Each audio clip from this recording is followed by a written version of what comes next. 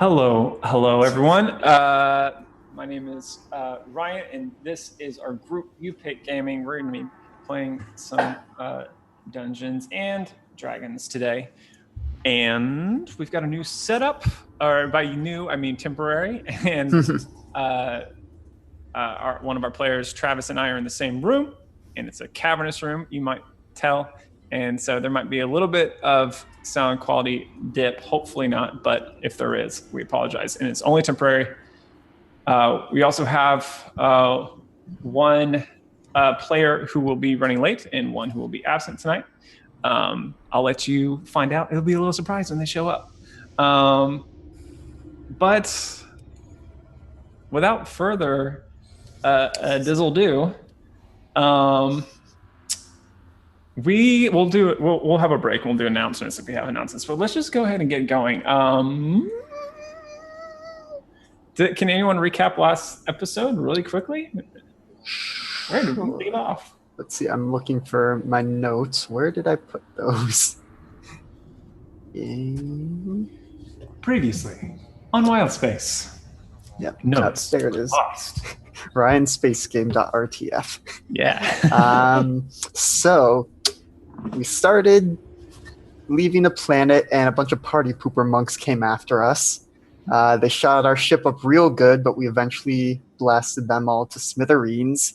And we arrived at Anchorage, which is this icy Moss Isley type place, I guess. I have something about the Galactic Concord has a presence there. I assume they're like the big space cops or something. I think, yeah. Let's see. We were met by a dragonborn named Hecris, who is a friend of Crystallim's. They went off to go drink. The rest of us assessed the damage to the ship to see how much it would cost to repair it and get it able to fly again. We found out it's going to cost a lot, and we can't get many jobs on this planet, so we're kind of in a bind right now. But as we were walking along, searching for the next thing, there was just a small goblin child that Pace decided to try to kidnap. The child understandably ran into an alley where we found a bunch of bad dudes who were trying to, or I guess they were waiting for us. I'm not entirely clear on that point, but we engaged in combat. Pace is currently bleeding out on the ground, and we'll see what happens. So yeah, it's real bad. Anyone want to add anything to that? It's a pretty good summary. That was a really good summary. All right. Okay. Then let's all put our imagination caps on and get ready to whisk ourselves to the icy, cold Anchorage out in the middle of space to join our party. And let me see where I put that. Fight music. We'll just use this. I don't remember which is the one. No, close the wrong one. All right, everyone. So, just to recap what's going on spatially, most of you are in the alleyway between a couple like two-story buildings above you. Floating between the two is Bolster and his little armature Stamothes. Also, Pace is up on the roof, lying down. And you've got the guy that I can't stop calling Vegeta at this point. He has a different name, but... Nope, it's only Vegeta. Not anymore. There's Vegeta, who is pretty seriously injured, also kind of standing on the edge of the roof. Very, if in D&D terms, I would guess maybe half cover from your vantage on the ground. And then there's also one other individual on the roof and two on the ground with you. who both did not want to be on the ground with you, but they did both fall. Just to kind of briefly describe them all, these individuals are wearing some sort of power armor with a swirling green gem set in the center. It seems like as the non-Vegeta ones who have done nothing this fight, they carry these these large batons that seem to be crackling with a sort of electric energy. And Vegeta, it has this big old sword, and it's real nasty. So that's kind of where everyone is right now. Okay, so Pace isn't here right now, so this is her turn right now, and this is what happens. Pace takes a deep breath, and at the edges of her vision, there's like this white light kind of glowing just at the edge, and as she exhales, she begins to feel as if she's falling and sinking, and the kind of bitter cold of the Anchorage kind of gives way to a sort of warm numbness, slowly at first, but it eventually quickly overtakes her, and she sinks into a benumbed oblivion. And Bolster, I think you can tell.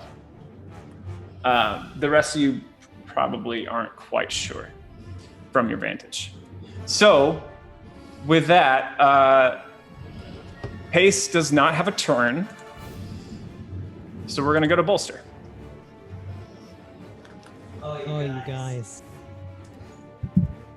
Wait, so mechanically, she's gone. She's Mechanically, narratively, virtually, emotionally. That's why Lindsay's not here. She couldn't handle it. It's not that she's running late. Ryan actually killed her. We are being for real. Okay. No, I'm not going to comment yet. Yeah. Guys, okay, so Pace was Bolster's best friend in this entire crew. She saved his life, basically. He built her a mechanical arm. It was really special. So at this very moment, Bolster has some blood in his eyes. I think he is going to tell his mech to fire it's technically just a crossbow at this point that he's like attached to it. So his mech is like a flying mech that he sits on top of. So I think he's going to like fly up a little ways in the air, and then he's going to it's going to make a crossbow attack at Vegeta. That hit. It's 14 to hit. It strikes him, but bounces off his armor harmlessly. That's fine because Bolster also has a crossbow, and he's going to fire that one too. Which is a hit. Let's say our rolls. Sorry, the first one was 14, and the second was 21. Okay. How much damage is that, son? That is 12 piercing damage. It sure is. Okay. Ouch. He grunts in pain as it slams just as he kind of like so what happens is the first arrow bounces off his chest, and he kind of turns angrily towards you, and just as he does, like with the second bolt you have lined up, it just passes by his neck, doesn't enter his neck. It's not a critical hit like that, but it does split open a big gash in his side. Yikes, dude. Okay. Can you do anything else, or would you like to? That's what I got. Alrighty. That will bring us to Rosh. Okay, so I see she's down, but I don't know what her status is right now, or can I see she's down? I will let you do a. Let's see. What would you say? Would that be perception or insight? I mean, can I see her at all? Because I could see either one working. Yeah, if I can see her, a little bit insight. If I can't see her, then I guess it'd be perception. I think, what I have an image in my head, I don't know that you know she's dead, but yeah. I see like one of her arm just hanging limply off like a gutter. Okay. That's right to me. And that's what I figured. I can't climb up this, can I? At half speed, I mean, it's 20 feet. You could probably get up almost the whole way. And then at least get a really good vantage point on so you're gonna have to pick the right or left side. You don't know how many are up there, but you do know where Vegeta is. So you could go up the opposite wall and get a good beat on him. The only other idea I had, because I did put myself a little reminder at the end of last week that my spiritual weapon is active. Oh yeah, that's true. Oh yeah, so you could actually get that all the way up there too, because it's a spear. Could I use it to like carry / push her off the roof and catch her? So I could possibly try to heal, because I'm trying to get her to heal her as quickly as possible, because I think she's hurting bad.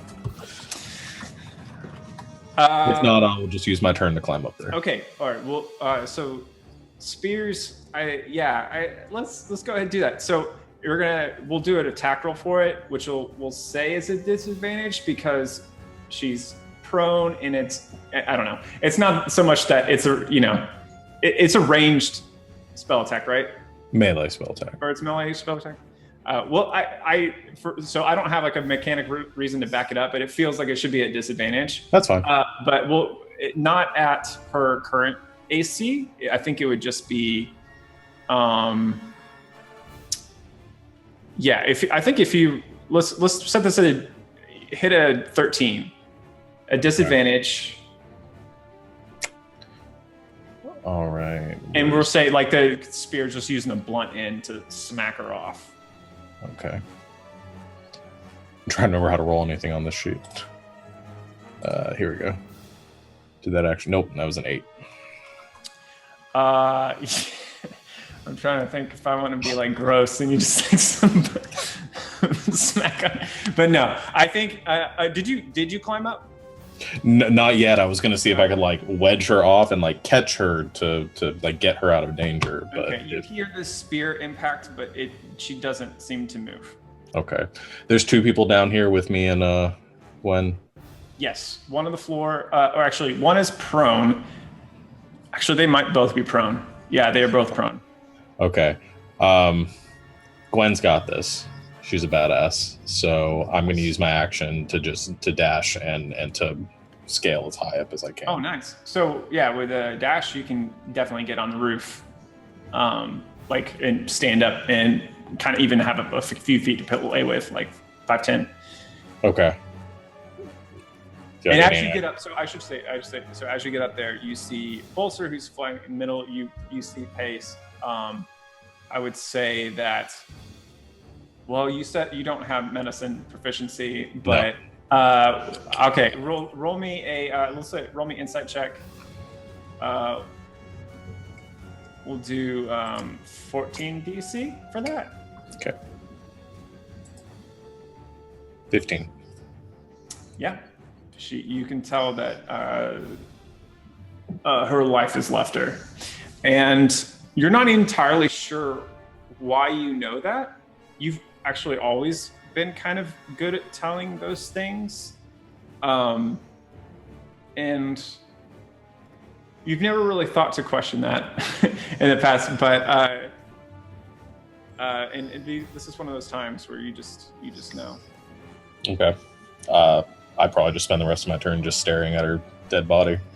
Okay.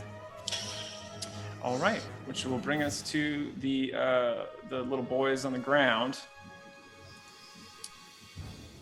Okay, so we'll start with the 2 that are on the ground. Both of them are going to leap to their feet, and then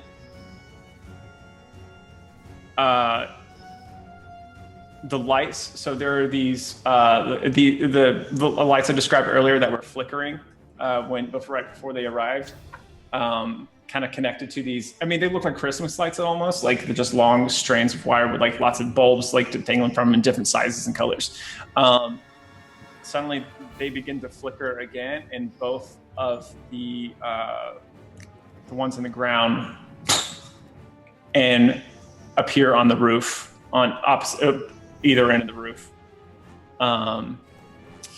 So currently, there are 3 ups up there and Vigio. And that's their bonus actions. And so for the next little bit, they're gonna be two of them are gonna go after you, Rosh. Okay, so I'm gonna use my reaction to give one of them disadvantage with my warding flare. Okay. Oh, that didn't query disadvantage. So I'll just roll again. Yep. How does the warding flare look? Like, just kind of blast fire in their eyes as they... Yeah, I think it's like just this flash, like I look in their direction and then there's just this like flash of light that emanates Awesome. in their perspective. So one like lifts up his electric baton and begins to bring it down on you, but this light blinds him and he kind of staggers and swings. It goes widely over your head. Another one comes at you behind you. Oh, and rolls a critical hit, unfortunately. Okay, let me see, 13. Gosh, I'm rolling. Sorry. God. You take 27 points of damage. I don't know if you have any immunity or resistances, but 13 of that is bludgeoning and 14 is lightning. Just fire. Okay. I got 3 hit points left. Okay.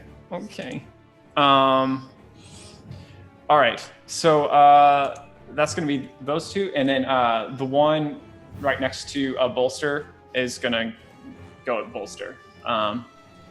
He's going to actually, he can't reach you, so he's going to try to get you with his net. This guy has a net still. He didn't fall on his butt.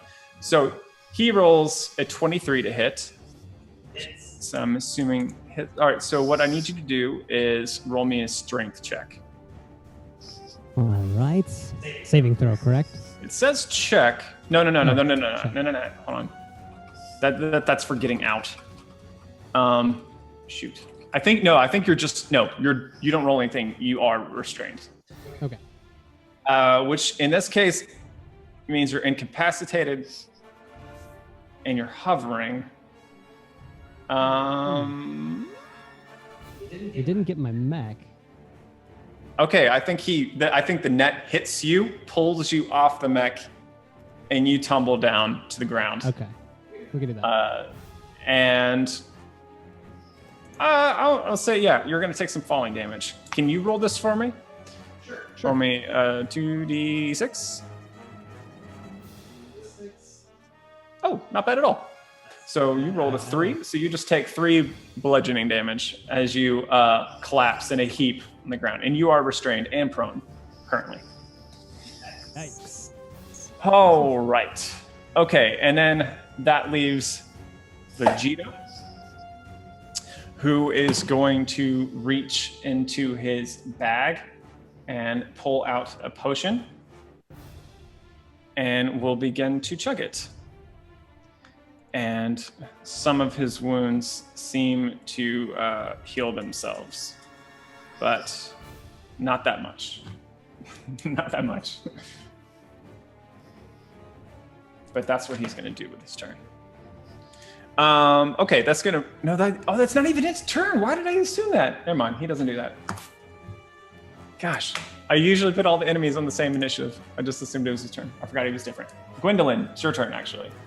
Okay. I just want to clarify the situation that I'm in right now. Yes. So I'm on the ground. Yes. Bolster just fell to the ground. Yes. Rosh just climbed up on the roof. Yes. Pace is somewhere up there. Vincent Yes. is around. Kind of He is on the behind you, ground. yeah. He's with me.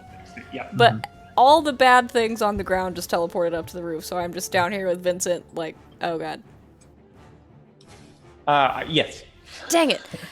Okay, then... I didn't think this was gonna come up so soon, but bad things are happening, and Pace is hurt, and my little mouse buddy just fell out of the sky. So I would like to use my action to do my hybrid transformation. In the middle of a city. Yeah, Okay. I do that. Tell me about it. And so, Gwendolyn, my eyes, I guess you guys that are on the ground can see this sort of flash, because they're already this amber color, sort of flash this like very bright kind of golden light, and my body starts to contort and expand, and I grow these long fangs and long claws out of the ends of my fingers, and I start to growl as I get a little bit of a wolf snout, and I turn into essentially a werewolf. That's awesome. And if I can, I would like to try to climb up on the roof with the rest of my turn. Yes. Do you have any extra climbing speed or anything, or is it? No, I think I am stronger or something. I don't know. I'm just really scary, and it makes me better at climbing. Okay. Well, tell you what. Let me do a. I'm trying to think. I have advantage on strength checks. That's what it is. Okay. I kind of want to give you a strength check to see if you can like get your claws like dig into the wood and just like get your if you can. I'll set it kind of high because you have advantage and because it's kind of cheating. But like we'll set it like 15 DC. If you can do that with a strength check, you can get up there with your movement, as opposed to getting up point most of the way. Okay. My strength's not super great, but we'll see. Oh man, I just forgot how to play D&D. I'm so nervous. Oh, Natural 20! That'll okay. do. All right. Yeah. Okay. So yeah, you just like ow, and then like the claws come out, and you just and just ripping paneling off the roof as you just like bounce up. You land on the top, sending like this masonry and tiles clattering down the ground. Vincent, you're kind of moving out of the way as they smash on the ground next to you. Rosh and Bolster, you're not actually seeing this, but it's really cool. Rosh, you see as this kind of beast lands. Who are you? Which side are you landing on? I'm imagining there's Rosh on one side with two of the homeboys, and then Vegeta and a homeboy, Pace, on the other. Oh, I gotta go for Vegeta. Okay. And Alright, I do still kind of look like myself. Like, I still have all like my gear and everything. Yeah. Okay. It's still me, but really scary. Yeah. And with big teeth. All right. So you All can. the better to eat you with. So you can hit whomever you like. Well, that was my action, so. To transform. Yeah, it's okay. my action to change, I okay. think, so. Any bonuses of just being like. Oh. Yeah, can I, oh man, I don't remember how to play this game at all. Can I just, like, growl at him and try to act really scary? Maybe scare him off? Yeah, sure. Let's do an intimidation check. That sounds fun. 14? Okay. All right. What I'm going to do is I'm going to do wisdom saves for those homeboys and one for him. Okay. So, two of the homeboys who are on the side with Rosh are actually not that scared. They don't seem to react to you at all. Maybe they're just a little focused on what they're doing.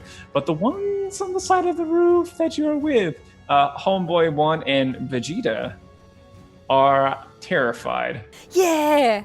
I'm gonna say that they're gonna have, for their next round, they're gonna have disadvantage on attacks, just in general. Awesome. Yeah. Cool. So that's gonna be your turn, which is gonna bring us to Rat Dude. I'm gonna have him do what he did earlier, just drink the potion, because now he thinks he's gonna need it, and he's going to he's gonna back off a little bit. He's gonna still within he still has a job to do, so he's not quite leaving the scene, but yeah, he's gonna back up just about 15 feet or so. That's all he's gonna do with his turn. Which will bring us to Vincent. All right. So everyone just vamped back up. I see Bolster on the ground and a net more or less next to me. Mhm. I'm gonna go over and use my action to untangle him from the net and just say, "Did you know she could do that?" I had no idea. Thank you, buddy. So to get him untangled, I will let you do. So you need to do me a strength check. Ooh, okay, that's not gonna be great. It's not that hard, this particular check. I have a -2 in strengths, Well, it might be a but little you'll challenging. see.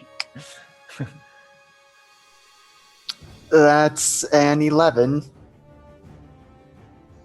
It's enough. You did it. No. You managed to. I mean, he's just a little guy, so you're able to like kind of pull enough of the net away for Bolster to get himself untangled. Nice. So, anything else you'd like to do? I assume that used up my action.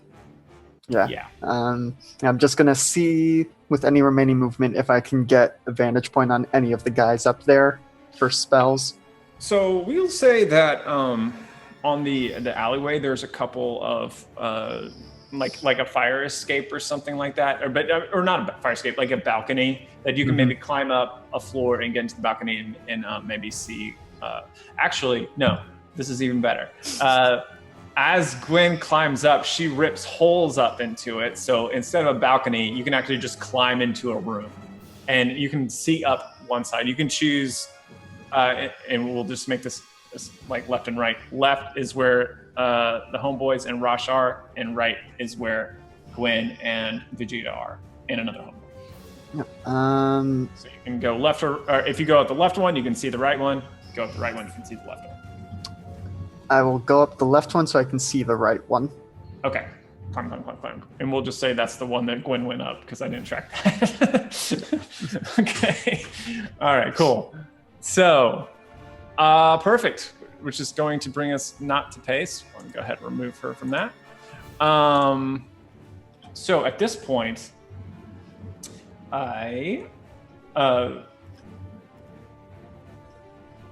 something happens. All of the lights that are hanging over in strands suddenly go dead.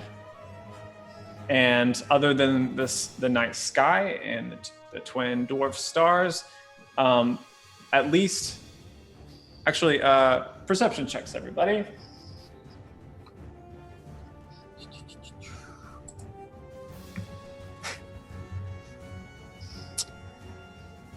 That's an 11 here. Yeah, can you read those off to me? What you got? Sorry, I'm getting 21. 21. Very nice. That also narratively makes sense because you're on the roof. 15. Awesome. All right, you're seeing red right now. Also, because it might be relevant, dark vision. Who has it? Who doesn't? Everybody has it. Okay. All right. 5th edition. Okay, so the two of you on the roof, or there's 3 of you on the roof, but Gwen, you just see red. You see Vegeta and the other homeless kind of cowering in front of you, and you don't really notice much of what the other 2 on the roof notice. No, you're not on the roof. You're not even on the roof. Forget you. Okay, so we'll talk about you in a second. I'll try to figure out how you make sense. So Rosh, you notice, so again in Anchorage, there's kind of this dim fog that kind of hangs low over everything. You see a shape just above the rooftops, kind of large, that seems to be coming towards where you all are. And you see it, and you both hear kind of boom, like kind of loud, kind of a thrumming approaching. It's still a bit distant, so not everyone hears it, but Bolster, being on the ground with his big old mouse ears, feels it and hears it, and Rosh, you see it. All right. Okay, so that's going to bring us to Bolster's turn. Well, things just got way out of hand for Bolster. He fell a really long way. Didn't get hurt too bad, but he's going to call to his mech Samathes to come and pick him up and bring him back up to roof level. You can let me know if this is possible. His mech has 40 flying speed, and I don't know if that's enough for him to make it. You muted, Ryan. You basically want to get back to the roof. Yes. Okay. Yeah, you have just enough. You have just enough speed for him to come down and you to hop on, and he takes you back up. Great. Then in that case, I'm going to make the mech shoot at Vegeta. What did you roll? 13 to hit, and then I'm going to also take a shot. 21 to hit. Consistent over here. It is amazing. Yes. So once again, your Samathes, his shot or its shot is not efficient enough. I gotta calibrate that. But you keep taking advantage of the distraction to land a shot, and you deal 6 damage. Very nice. All right. Who was someone was looking really bad, like looking really close to not in a good place. Okay, I'm going Bolster's gonna use his bonus action to basically these little drones fly out of his shoulder pad. They're these spectrographic shield drones. This is just Shield of Faith, is all this is. And they fly up, and they give him a +2 bonus to his AC for the duration. Awesome. Thanks, buddy. Also, let's talk about fire genasi real quick. Do your wounds, is it are there like fire kind or magma or something like that? What does it look like? Tell me. Let's say yes. I like that. So it's like sputtering like sparks and flames like out to where I've been stabbed. Yeah, cool. Other side. Yeah. Cool. That's awesome. All right, so that is Bolster's turn. That brings it to Rosh. Oh, okay. As tempted as I am to heal myself, I feel like one of them's just going to crit on me if I don't do something just awesome here again and try to kill them. So I'm going to, the sputtering and the sparks that are currently like flashing for me intensify, and I'm going to use my Radiance of the Dawn to send out a shockwave of light in a 30-foot radius around me. And each hostile creature within 30 feet has to make a Constitution saving throw or take some damage. Okay, so I think that's all the homeboys, because the gap across the alleyway is maybe 10 feet, and the other guy's just on the lip. Vegeta backed away, but those 3 homeboys are definitely within that. So I will roll con saves for them. It's We got- DC 13. Oh my god! 11, a 12, and a 10. Yay. That's Okay. 22 points of radiant damage. Whoa! That And they're is dead. almost Almost max max. damage. Okay. All right. And the building is vaporized. I mean, And Pace is alive. hey, let me do this. But yes, the roof you're on is, I think, well, no, it's friendly target. So like, or not friendly, hostile target. So, yeah. And honestly, let me double check because I rolled differently for all of them. Oh, you lucky dog. So, you vaporized 2 of them outright.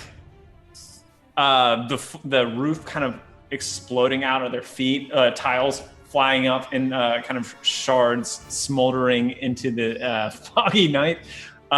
Everyone sees this bright flash after like the lights just went out, everything went dark, and like sound like fireworks. 2 of them live a short yelp and they're burnt to crisp. One of them is seriously burned, and the roof explodes at his feet. And roll me 2d6 for falling damage. We'll see if this finishes them off. We are getting so arrested. 7. Yep, and he falls on his head. And as actually. Maybe before when like the lights went off, like so you who rolled the 15, Gwen, you and Rosh, and actually you don't notice this because your vantage point at the time. You noticed that when the lights were, everything went off, the glowing sphere and all their armor went out, just went dead. So that happened earlier. But it doesn't, so that is going to actually doesn't affect their turn because they're all dead. So it means is anyone still alive? Because I do still have my bonus action and my spiritual weapon. Vegeta is still alive. Oh, you could get it over there. Yes. Can I try stabbing at him once Yes, with you it? can. Oh man, what a monster spell. It's just, that's the best it's ever going to go. That's my cleric channel divinity. Oh, it's a channel divinity? Ah, that's sick. That is going to be a 14 to hit. It's not enough. Damn. He's Figured. freaked out. He ducks out of the way as this flaming spear goes overhead, but he's quite worried at the turn of events, which will bring us to Gwendolyn. Oh, you can move. Did you want to jump across the roof or try to do that, or do you want to stay where you're at? Is it try to jump across the roof or jump across the roof? Because if there's a chance of me failing, I think I'm going to stay over here. It's 10 feet, so I'm going to say that there's a chance of failure. I'm cool where I'm at. Okay. All right. Fair enough. All right. That'll bring us to Gwen. Yeah, I'm gonna go after Vegeta. Do it! Yeah. I'm gonna chase after him, and I'm gonna try to stab him. I think. I have my With your hands? I can still use all my equipment in this form. Actually. Oh, okay. Fine. Fun story. Fine. I still have my sword. I'm gonna use my sword. Do it. And do you have your right going on, right? Correct? Yes. That lasts for like 8 hours? Yeah, It's a long time. Lighted up. All right. That's a natural 20! Okay. Guys, remember how bad I was last time? Oh my gosh. Yes, roll this. Okay. Roll this. Okay, so that's 16 piercing damage. And wait, I didn't do my cold damage because I got really excited. Double cold. As good. And I rolled 2 4s on my d4s, so that's 16 piercing damage and 8 cold damage. So 24 damage? To that jerk. Alright, let me add this up. This turned around. Whoa! Alright, what does it look like? What does it look like? Really? Yeah. I'm so excited. You had 3. You were, you like just over 3. You got 3 hit points over what his max was. So, yeah, you did it. Awesome. I full on like werewolf sprint towards him, and I just pick him up by his nasty evil throat, and I just growl at him because I can still talk. It's awesome. I just growl at him, and I just look him right in the eyes, and I say, "You've made a mistake." And I stab him right in the gut. he's like, I was gonna fidget it. And he collapses in a heap at your feet. Well done. Oh my gosh. What a crazy, wild, fun time that was. That was wonderful. All right. So many crits. Yeah. So many crits. Let me change the music. Sorry. Gosh, just even before this game started, like I was just like kind of making sure that my stuff was right, with the sheets are right. And I rolled like 3 nat 20s in a row, and I'm like, oh, and like I thought my mojo was gone, but then I rolled another. Anyway, that's not important right now. What's important is let's get this back to the story. As everyone crumples to their feet, what do you all want to do immediately right this moment? Bolster's going for pace. All right. I'm gonna continue climbing up the roof. He like jumps off his. Yeah. Oh yeah. You're right. Like you probably like make it up to the roof right as Vegeta is getting his neck snapped and. Probably. Yeah, and so yeah, like Bolster probably goes to pace and kind of jumps off his mech and is like, "Come on, wake up! Come on! Oh, you better! Come on! You can't be gone! That's this! No! I guess since we had that sort of revelation, if Rosh already knows, then they're just gonna stand on the other side and just kind of calmly speak as the light fades and say, "She's gone." Oh, someone's gonna pay for this. Guys, there's something I gotta tell you. Pace and I were a part of a bit of a secret organization that. And as you're saying this, a massive frost giant shows up right next to you all. He's standing at 25 feet high, his shoulders and head above the rooftops where you are, holding a huge great axe. He barrels towards the scene, kind of skidding to a stop. He views over everything, and he is a terrifying sight. Who has seen a frost giant before in this party? Anybody? Not this mouse. Nope. Anybody? He's got really dark blue skin. His eyes are actually a off-putting deep red. Blonde hair, beard, and flowing down the back. He's wearing this armor that seems to be on closer inspection. It looks like it's several medium-sized creature plate armor that's chained together with chains and kind of mashed with a hammer and kind of to like about maybe 6 sets around his torso. And some of you might notice that there are still bones inside some of those sets of armor.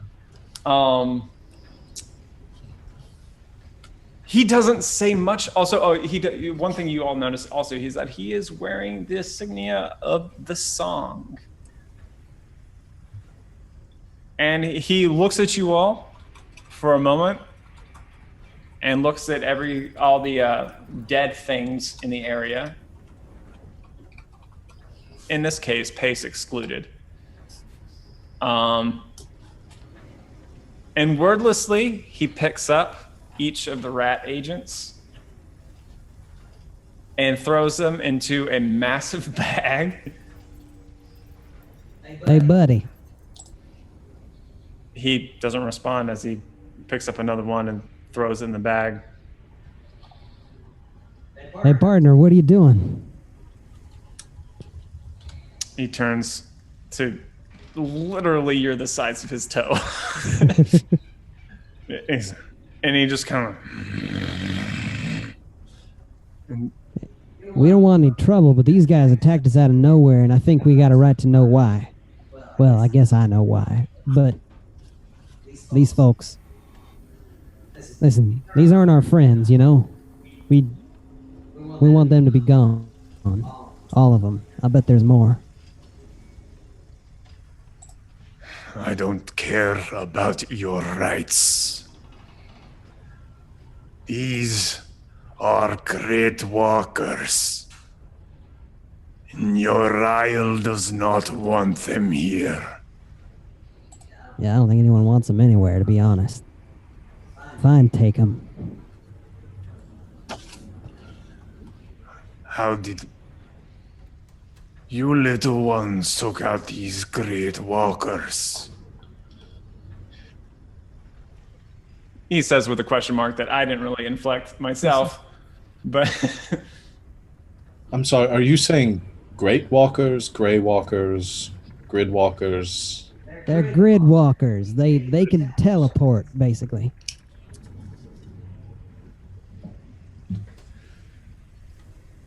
This Magitech is banned here. Oh. If you find more, bring them to your isle. Where can we find you, Uriah? She lies at the Ice Palace. All right. Well, I haven't seen any ice palaces before, so I'm sure it can't be that hard to find.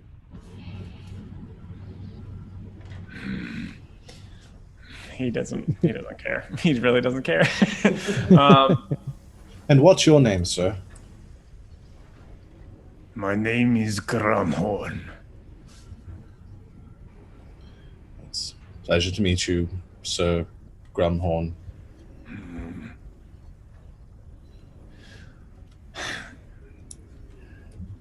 Those who use the great walking technology, they have no place here under your isle.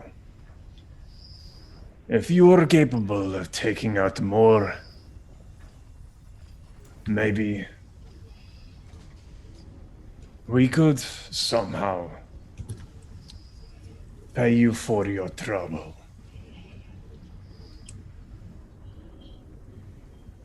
Sign me up, buddy. And at that, after he says that, he kind of realizes that is the exact situation that just happened. So he doesn't have money on him, but this is what he's going to do for you. He's going to he takes out, lifts up two of the deuterinos from his satchel, and just with a thumb underneath the chin, pops off their head. And then he lets the heads clatter onto the ground next to you. He's like, "Bring that to this song. They will pay you." And then he turns around, and because he's going to keep some for himself, but he's going to let you have two of them. No arguments here. And he turns and lumbers off.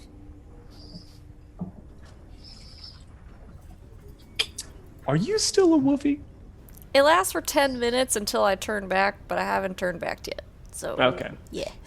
Yeah, it doesn't strike him as anything that he needed to comment on. But yeah. When is Yes. that? You look different. Yes. I'm still Does your staying voice on sound my like roof. that? Does your voice sound like that in that form? I love that. Yeah, I could still. I'm only like half a werewolf. It's like a weird, like in between kind of. I'm in werewolf limbo. But yeah, I still sound like me. Love it. I'm on board. That's amazing.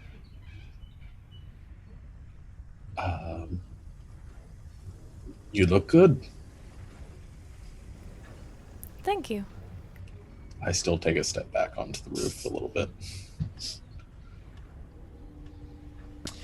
Also, it's very cold up here. Very, very, very cold. And Pace is still dead on the ground too. Yeah. I think Bolster is probably going to ask for a little help to get Pace up onto Samathes, and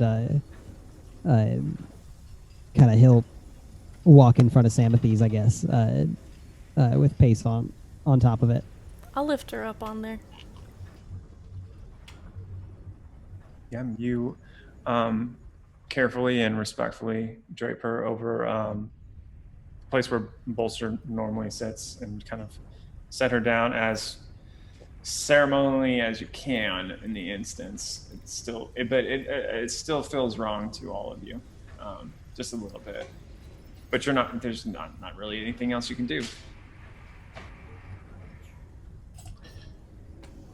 Let's get her back to the ship, and I'll figure out a fitting burial, and I guess we'll go from there. Maybe Crystal's had better luck than we have. I'm kind of worried about him, honestly. He seems like the sort who can take care of himself. But we'll need to find him and let him know. He seemed as fond of Paces, seemed to be of anyone. Yeah. Okay, so at this point, what do you all think that you want to do? Do you want to head back to the ship, or do you want to? Okay. All right. So we'll go ahead and do that. We're put you forward about, let's say, an hour in time. Return to the ship, which is lopsided still from the buckled landing gear. You can bring her onto the ship, and kind of as you go in through the the cargo hold, you are kind of, you see all her things, her collections, all her animals, and some of them are whimpering, not just because of the cold, because of the injuries that they sustained in the chase earlier. Where do you want to put her? Do you want to put her in her old room, or someplace else, or? Yeah, we'll put her in her room for now, and until we can figure out decent burial. I'm guessing there's, like, we're in space. We've probably got technology to like I don't know, embalm her or something. But I don't know how that works at all. But we should probably, like, I'm guessing it's gonna be like a burial at sea kind of a thing, where like we would like jettison her out into space or something. But I don't know. Maybe Rosh would probably have an idea of this. Well, let me just real quickly get meta here a little bit. So Lindsay's character is dead. She wouldn't mind playing that character again. So I don't cremate her. You can do whatever you want. I mean, obviously you can do that if you really, really want to and have a really good reason for it, but it's honestly just better for everyone if the bit is more of how can we get her back. Now, it's not like just again, staying meta. This is, if you can figure out how to get her back, you can get her back. I'm not going to necessarily make it like easy or anything because this is a higher level achievement. But there are options out there. So I think it bears, because she's not here to say that for herself. I feel like I need to say that right now. Good call. I have a sort of a question regarding bringing her back. How common is it, or especially like amongst my religion, for certain people to provide for like a fee, obviously, like resurrection services, or is that something that's not really like a? I would say it's a thing, but it's a thing for the incredibly wealthy. Like just the cost of gold and time, and these are like for most. Now that it's been longer than a minute, the options available to you all require like a 9th level caster, so that's going to cost you for their time. So generally speaking, I'm sure you can work out some sort of thing with different people, like maybe to do them something instead of paying them. You never know. But yeah, you would know that there's going to be a steep cost, whether it's gold or something else. But would there be anybody like? Go ahead. No. Sorry.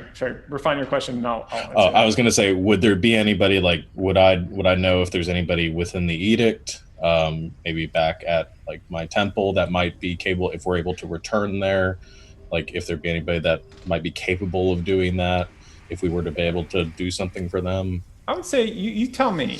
I would imagine yes. I would think so. I would say yes. So that's certainly an option if you can get a warp capable ship or fixture ship up. Then that's what I guess turn to the group as we're finding some place to put her and say, if we want her back, we need to get the ship flying again. You can bring her back? Okay. We should put her in stasis or something. Because that's what they do on Star Trek, right? Stasis? Everyone? We're cool with this? Okay. We can find a place to put her. At the very least, this planet's cold. It might be best to keep her outside until we have a more permanent alternative. In the snow, at least.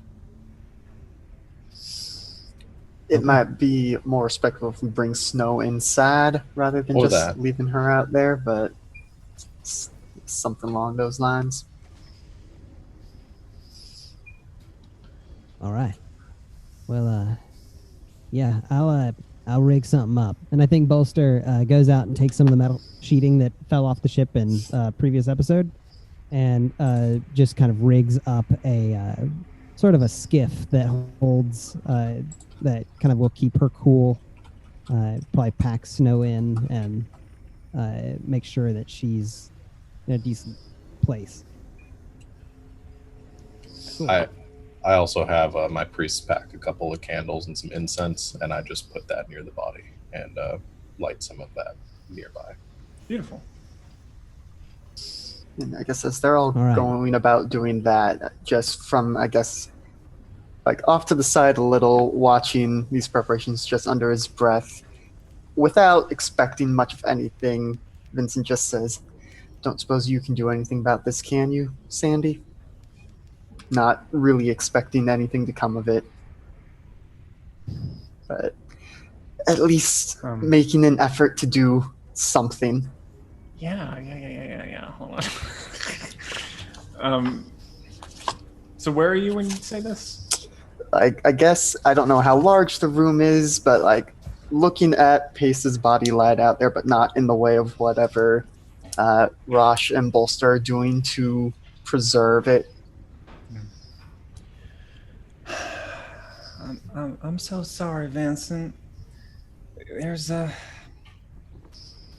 something I could do, but I can't get there. I'd have to be there to make it happen. I understand. Any way I can get you here? You need some real powerful magic to make that happen. Well, I can't do that yet, so we just have to see if we can find someone to make that happen. It's a real shame. She's real sweet, Vincent. She's real sweet. She was, yep. I see some things here that I don't think you see over there. And there's a fire to her. And I think that she'll be around a little longer if you can make something happen. I'll see what we can do. I'll do whatever I can to help. I'll let you know. I believe in you, Vincent. Thank you, Sammy. That means a lot to me. All right. And the kind of this warm feeling that you had as you kind of entered into this side conversation almost, it kind of goes away and it's cold once more. All right. Then, yeah, we'll probably go and find whoever's keeping hold of the heads that we got from the rats and start polishing them up so that they look presentable, and we go turn them in for a bounty, because Vincent has a feeling we're going to need as much cash as we can very shortly. Yeah, I'm ready. About to cloud up and rain all over them. All right, and as you all are, blah, blah, blah. Sorry, Rush. I was just gonna say, can we just take like a short rest here for just a moment? So because I'm still, I know it doesn't look like I'm bleeding, but I'm bleeding very badly. Yes, taking some right. kind of rest is probably appropriate. So let's do this. As you're all taking a short rest, I think Hecris and Christallum come back to the ship as Christallum starts to grow a little concerned about you all. And we'll just fast track or you have the moment where you all kind of explain what happened. And then Hecris pauses for a moment and says he thinks he has some ideas. But before we go into that, my dog is crying, so I'm going to take him out to go to the restroom and whatever else he might need for a little bit. Let's take a short break and get back. Let's try to. I have to go down so many stairs here. So we'll say 10 minutes again. We'll say 8:17. All back for sure. Cool, or 8. Yep. Whatever 17 is your time. Okay. Welcome back, Champos.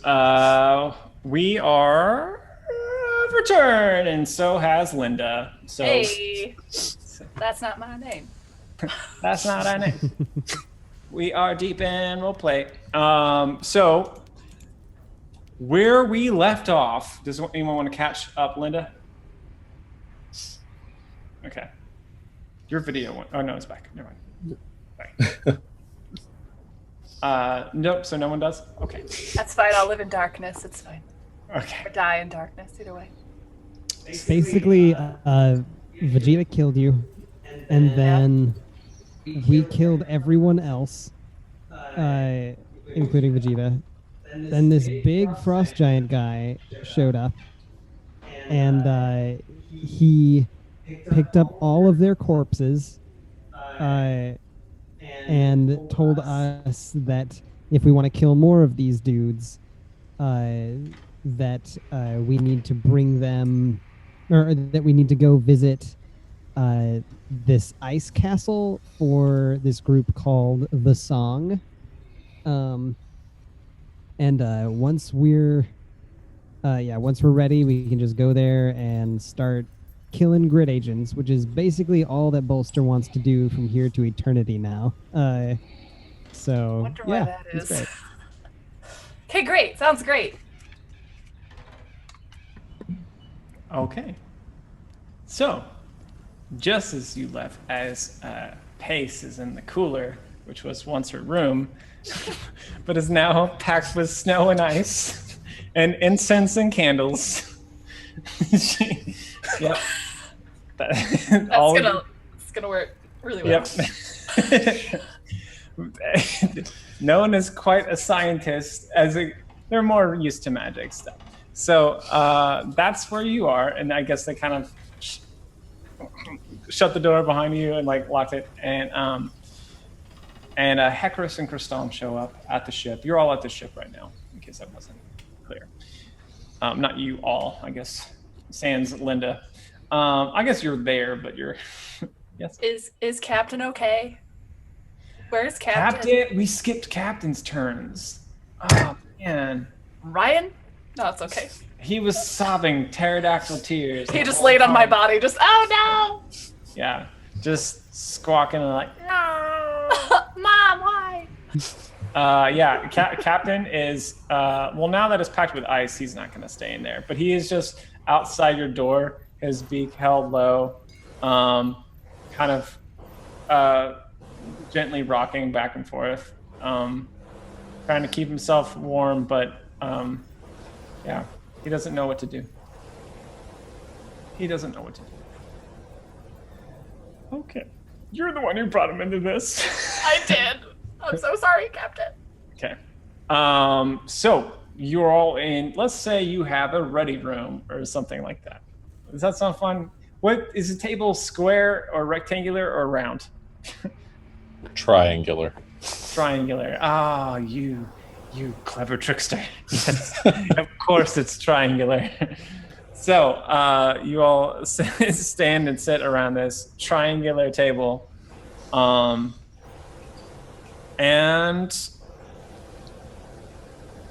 as you kind of all share with so actually let's play this because I'm not actually sure what your main focus is right now. What is your main focus? Because I know that you want to kill rat dudes, rat agents, and you also want to resurrect Pace. So how do you want to go about doing that? Either one of those. Kill rat dudes for money to repair the ship so that we can make mo money and kill mo rat dudes. And then hopefully we can resurrect Pace with mo money. Is this all right? Or Is that a slight alteration to the order, kill rat dudes for money to repair the ship. It sounds like we can fly to the Edict and maybe get someone there to res us, not quite pro bono, but front us a resurrection for work pro to bono. Pro bono is what you're doing. But yes. Yes. But yes, Oh, it's we fantastic. certainly need to get the ship space worthy again, so that we can go find someone who can res Pace. Unless we think we can find someone here on the planet, maybe this Uriel will be able to lend us a resurrector rather than paying us cash. We all can Yep. talk about what options you want to explore first, and then I'll figure out how to play that. And my one suggestion here would be that the longer we take, the more difficult it gets to bring her back. So, something to consider. I don't know how long it would take us to travel to the nearest Temple of the Edict from here, but we Oh could. gosh! All right, let's go to the star map. Where's the? Did you have Temple of Edicts? The only one that I marked on the map was, dear God, I forgot the names of my own things.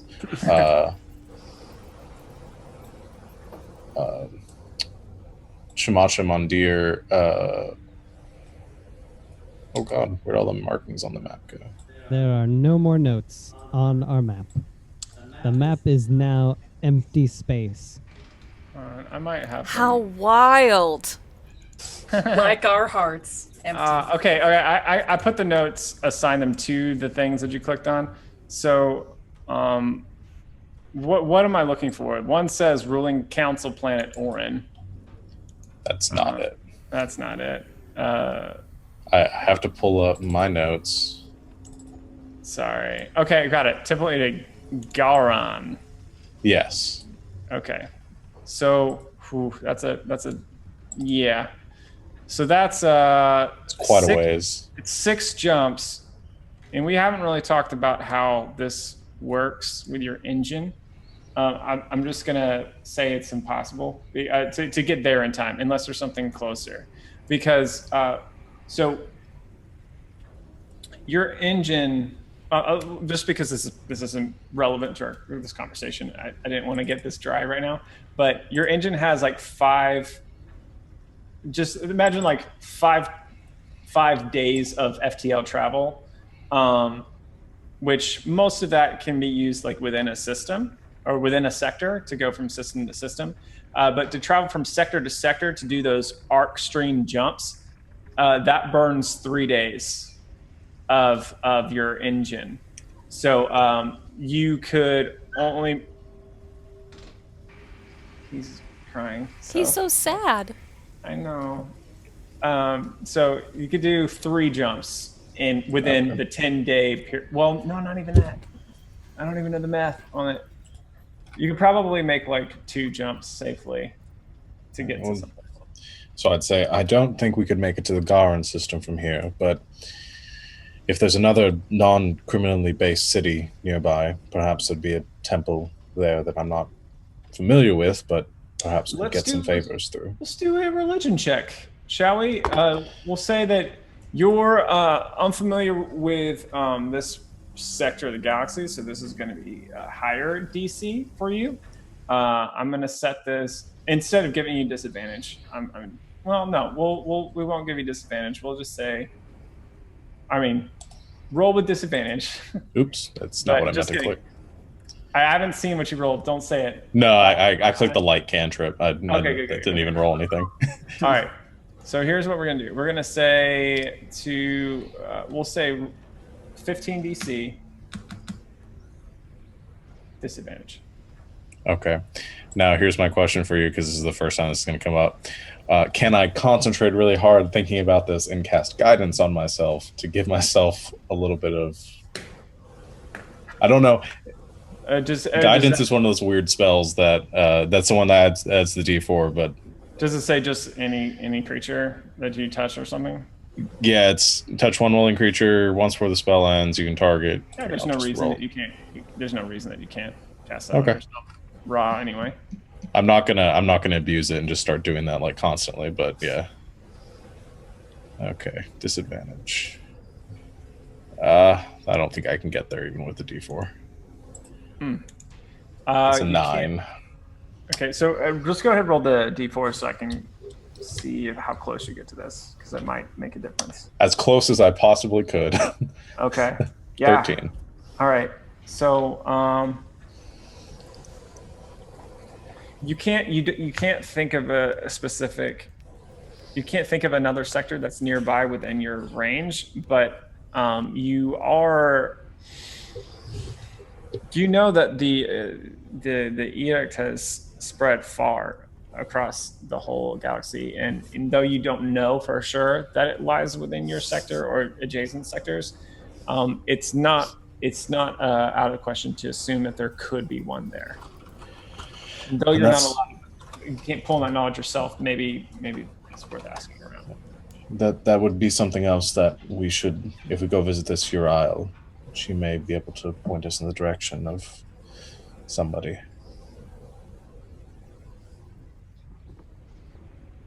Guys, I can't think with Lindsay's dead eyes just staring at us from the video feed. Trying to be super serious about your death here. I say we jettison her out the airlock and forget she ever existed. So as you're saying, like talking about maybe Uriel knows something, Hecris kind of chimes in and says, There is another who might be able to help us. Though I don't know how to communicate with them directly. But there is one known as the Domino here. They seem to know everything. They gather all the whispers. They see through all the shadows here. And I think I know how to get in contact with one of its eyes. Well, please enlighten us. and then he's like, I don't have it with me, but what is it? Okay. Forgot what it was. So, yeah. So, there is an item that you can bring with you to a public place, and the Eye of the Domino will find you. They will know you by this item, and if they want to, they will approach.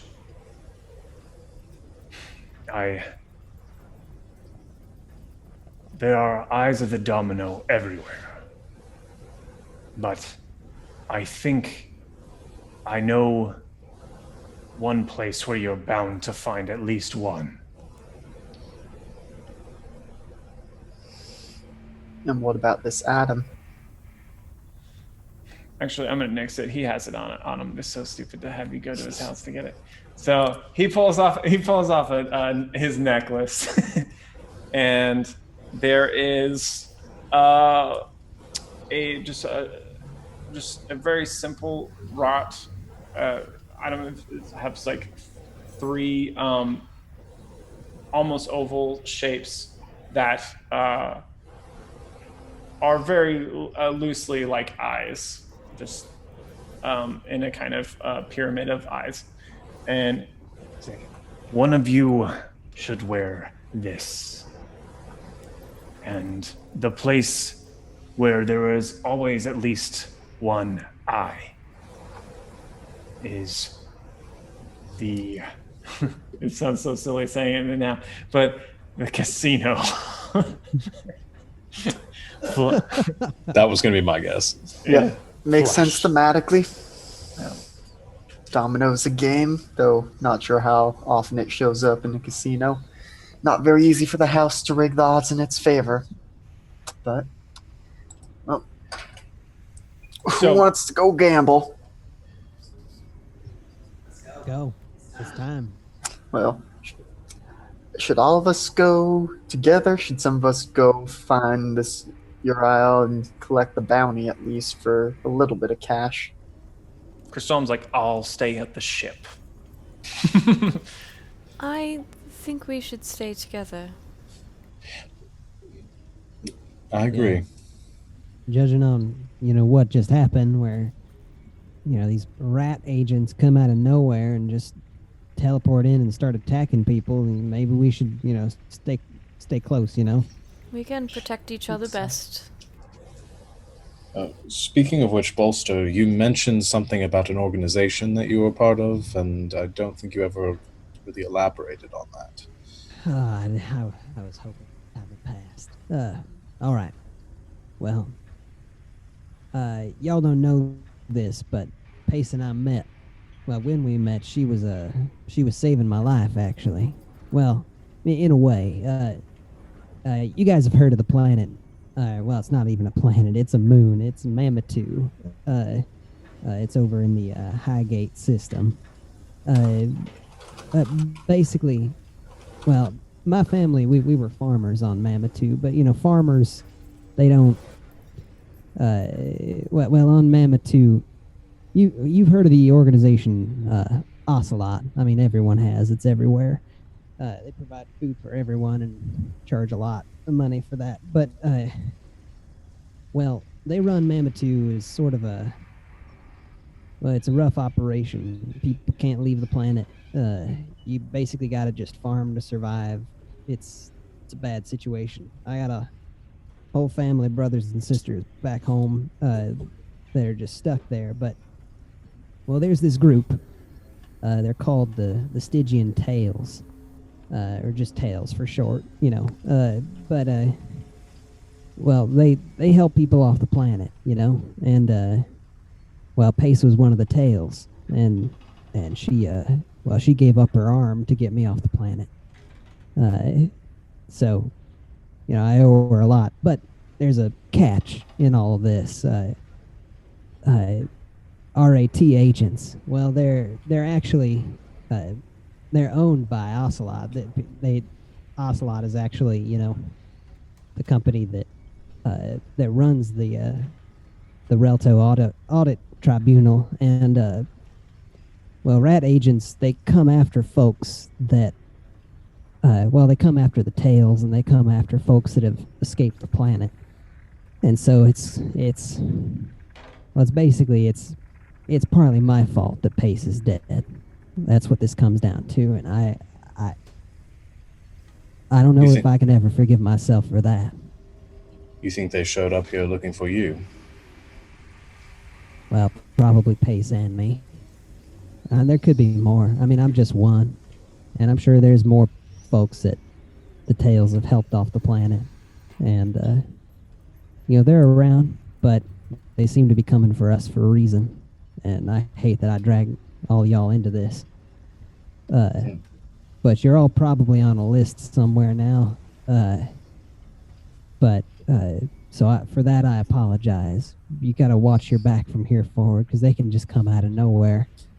They can pretty much appear anywhere they want to, whenever they want to, and that's just a bad situation all around, and I apologize. That's that grid walking thing that Grumhorn was telling us about. That's right. They you've heard of ley lines. Well, there's ley lines all throughout this space, and they can just sit a half a dimension above our own, and they'll link their magical constructs to bend the energies of the ley lines to their will, and they can just dip into the grid. That's the ley lines. You know, they make a grid. I hope I'm explaining this correctly, but yeah, they just drop into the grid. They can travel wherever they want to, and they just pop up, and it's scary. We don't have that kind of technology a lot of places. Well, thank you for telling us about this. No, it can't be easy. Well, I apologize. I brought you all into this, and I know, I mean, rat agents, they're lower in the snake's belly in a wagon rut, and I just hate dragging you into it, so I apologize. If you are not able to save your friend, may I have her arm? No, Hackris. No. For how much? Good God. Vincent. You egg-sucking dog. What is your problem? You half a brick short of a load. Is that at me or at Hackris? I am Hackris. missing. Sorry. She has an arm. You said you fixed an arm. I don't know why you would not extend the same courtesy for me. Oh, that's right. He only has one arm. Oh yeah, he's not just being weird. That's right. I forgot about that. I forgot like, that he was missing an arm. This makes it way creep. better. Is it the same? Okay, that's is it the way same arm? better. Way I better. don't know. What arm is yours, Pace? because his. Oh, you just have to take the thumb and put it on the other side and like Just swap have it backwards, like a Rakshasa. I mean, he would take it either way, but like his is missing his left. So Who has 2 left thumbs and doesn't give a crap? Let me look. I don't remember which arm it is. She lost her left arm. It's a perfect match. Hey, Chris. All right, I'll make you a deal. If we get out of this mess and we get into a better situation, I will happily sit down and put together an arm for you. It'll take a lot of work. With Pace, it was, good God, it was about 6 months of work just trying to figure it out. But I think we can get there for you if you really need it. No, I don't need it. he says sarcastically. All right, This is But- all. we'll work something out. This Then is he's- all fine and good, but I think maybe first order of business should be finding out how much they'll pay us for these heads that we just Agreed. have sitting around. Yes. Yeah, that's really gross. I think we got to get rid of those. I Hey, mean, Chris. I've prestidigitated them a bit, so they're not as gross. But yes, they are still severed heads. We should get these out of our possession ASAP. And Rosh has told us limited time if we want to try to get Pace back. Yes. I say The we longer get her moving light, on. the longer her body is without light, the more difficult it is to return it. So let we us return move. the heads and then go contact the domino and see what we can find out. You, Who's going to wear the amulet? I think I can do that. Vincent does have a way with people. I think that's probably a good idea.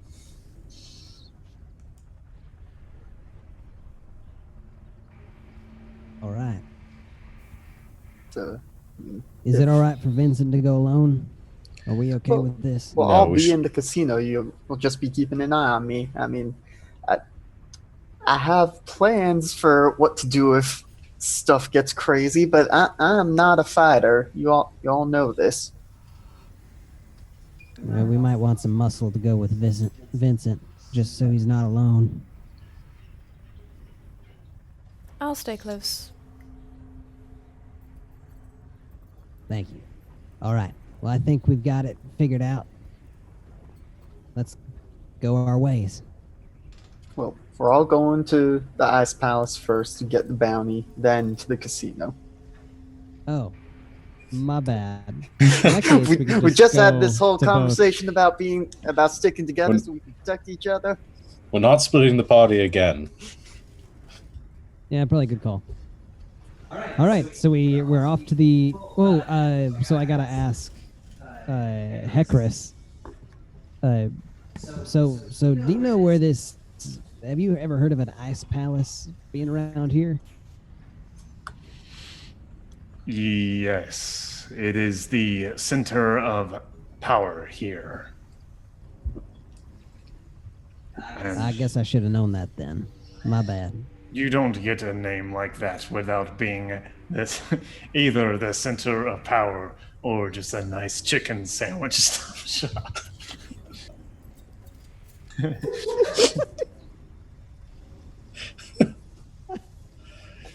But so what he does, sorry, I'm getting goofy. What he does, he essentially. So I meant to make a map of this so you all can get a better visual of this, and I just ran out of time and travel. But so let's say my arm is the Anchorage, but just kind of that kind of shape. It's kind of spiraling a little bit, and it's this frozen ice river with like bits of like asteroids kind of built into it, like mountains, and also part of the ground itself at some places. You all are kind of towards the end, kind of the slummier bits.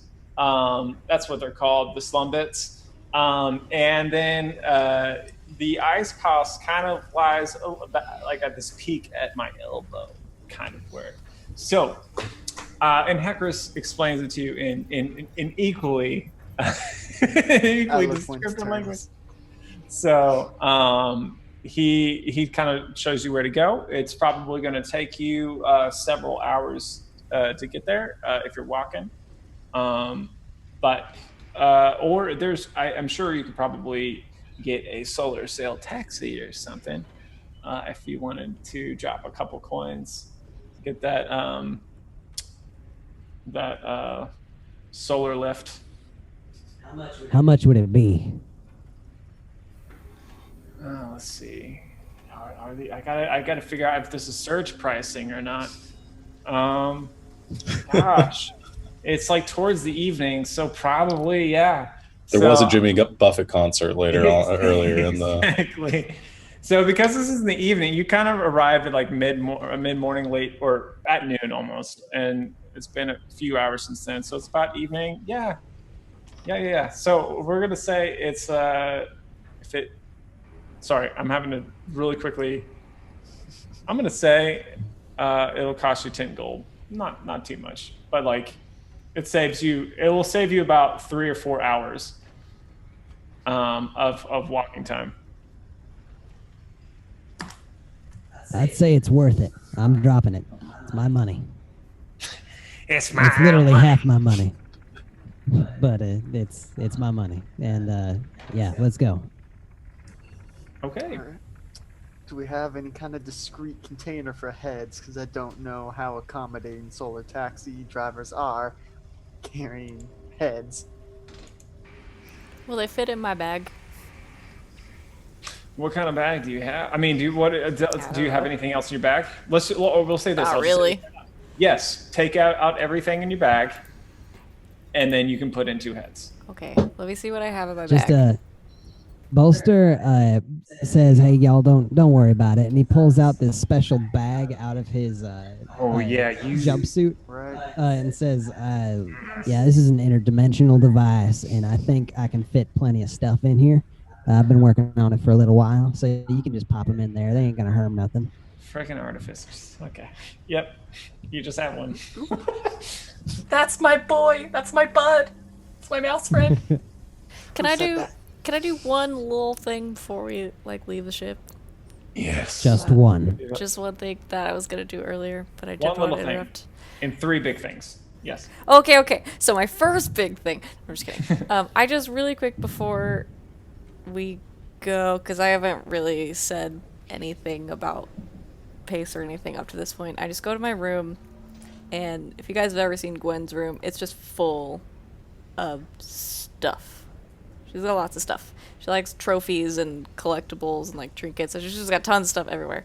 And so I want to go into my room, and I get this little trinket that I have, which is not like really anything super special, but it's like a little fossil, just that I picked up somewhere in some city from something, and I just go into Pace's room because I just think she would like it, and I just put it with her when I'm by myself, and I just leave it there, and I just kind of say, "We'll miss you while you're gone," and then I leave. That's it. All right. So you all exit the ship. Can everyone roll me, everyone but Linda, roll me a nature check real quick? Also, before we leave, I'm just going to cast Mage Armor on myself, because if these dudes can pop out of nowhere, that's a 4 on nature. Okay. You mean an astrophysics check, right? No, I mean a nature check. This is going to be a nature check. Aww. Oh. We're planet sad. Okay, I'm having a moment and not able to see the nature skill on my sheet. They're in alphabetical order? They are, but they also are not somehow. Yeah, mine every time I look at it, it seems like completely backwards and all over the map. I mean, I was missing investigation earlier. I had to add it myself. Yeah, somebody tell. What? Okay, I just realized there is no nature skill on my skills right now. It's in between medicine and perception. It's not there. It's not. You might just have to add it. Yeah, I had to add investigation earlier. So okay, for now, I'm just going to roll, and then I'll go into that because I thought I was having just Yeah. Hashtag thanks, Roll20. Sean's having a Hashtag- meltdown over there. Hashtag thanks. What's his name? Crixus or whatever, who does the shape sheet. I know he. I don't know. well, that was a lot of drama for an 11. I rolled a 14. All right, so Bolster. I don't know why have you studied nature? Have you ever studied nature? Maybe maybe actually it makes perfect sense with your relationship with Pace. You just remember she would just like go on and on, talk your ear off about different things, and you would kind of check in and out as she was talking sometimes because she, it wasn't necessarily your field that you were passionate about. But you were listening, and one thing that you kind of paid attention to is how animals respond to injuries over time, and as you pass through the cargo hold and you notice the injured animals, you have a bit of a concern. They're probably okay for right this moment, but you realize that if the ones that are injured are to survive, you need to address it within probably 24 hours or let's say 48 hours. So you're aware of that as you're exiting. Okay, so I'm just gonna notify the rest of the party. Hey y'all, I just realized we've got some critters in the hold that are they're not in very good shape. They're they might die in the next day or so. We could do something about it before we leave. I actually was going to, before we packed up for the day, use some of my remaining magic to take care of them. If you think they need more immediate attention, I can stay here and do what I can. You don't think they need immediate attention. Okay. It's just within like 48 hours because like if that stuff lingers, it's gonna be bad. 48 hours. Okay. If we can take it, if we can take a day tomorrow, I can use all of the gifts that I have to take care of them, and hopefully they'll be okay. I will help. Let's do that. All right. And then we jump in a space taxi. Okay, well, what does your driver look like? Describe him for me. Or her, either. I'm guessing she's got like a giant noodly snout on the front of her face, and only speaks through like whistling noises that we can't understand, but it's all very like mainly just like gesturing communication, like pay up or whatever kind of stuff. And maybe there's like a little like meter on the dashboard that like she slaps with like a noodly arm with her it kind of makes proboscis. Like just like a splatting sound. It's great. It just like makes that sound with their nose trunk just.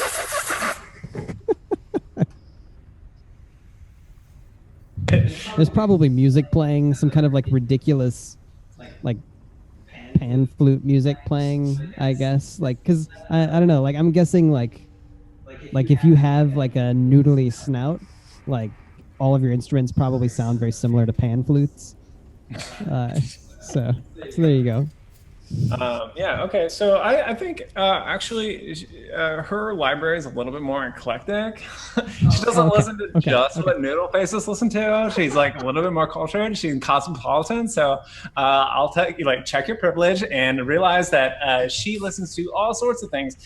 And it's but today she's in a nose heart mood. So that's what she's listening to right now. And also I'm going to say that. Gotta make a choice here. I think she sneezes on Vincent because she think you cute. Just kind of surreptitiously prestidigitate myself clean when she. Oh, she's heartbroken. I try to do it when she's paying attention to the road. No, she smells the difference. You got rid of. Well, okay. How gross was it? I mean, it's a little gross. It's not the least gross thing ever. She does she's like a puppy sneezing on you. Well, And but like if it's but like just a sneeze in my direction, or if I'm like covered in mucus, like okay, what are we talking about? It's not the scene in Jurassic Park. It's not that. It's more like a I can't recall a Disney ride that makes sense, but like a misting that happens that matches with whatever video is playing. That's what it was more like. So yeah, you definitely feel damper, but no, you're not soaked. Okay. Yeah, I'll just like wipe my face with my sleeve, but other than that, leave it. You're muted. I'm gonna roll to see if she notices that. This is I'm gonna give her a +2 because of her schnoz. She can smell. So let's set the DC. Let's set it a little bit high because you're being real subtle about it. Should I try and sleight of hand this? Yeah, sleight of hand it. Yes, please. Even though I have +0. We'll so do contested. Yeah. Okay, you roll. I'll roll first. So 13. Beat a 13. And you can Tides of Chaos, just so you know. Yeah, I'm debating. Yeah. Ooh, do I want the rest of the day to be fun, guys? Are you saying the rest of the day to be a mushroom? Like, 'cause might. Yeah. Do it. Yeah, Do it. let's Tides of Chaos this. All right. I hope. So okay, just roll rolling again. Nope. Oh, still not good enough. All right, man, roll a 1d100. Because I want it to happen now while you're all in the solars thing. Oh god. He fireballs us, we die. You guys short rested, right? To get HP back? All right. Yeah. So that's a 30. But let's see, where's the wild magic table? I got it. All right, so 30. Oh, I scrolled way too fast. And Pace is alive. Okay. It's a miracle. Terrible. All right, so the rest of the ride passes by in silence, a magical silence, as quietly this beschnozzed poor girl was like quietly sobbing at the scene. And that's how the next 20 minutes go. Oh. How did you roll the one thing that was gonna make it more awkward? Oh yeah, no music anymore. Like it does, that whole thing doesn't matter anymore. Yeah, it just. So there you go. That's what your ride is like. Does anyone react to that, or is everyone just like? I ship it. Yeah. Perfect. All right, so then I guess we'll move forward. Oh my God, that was amazing.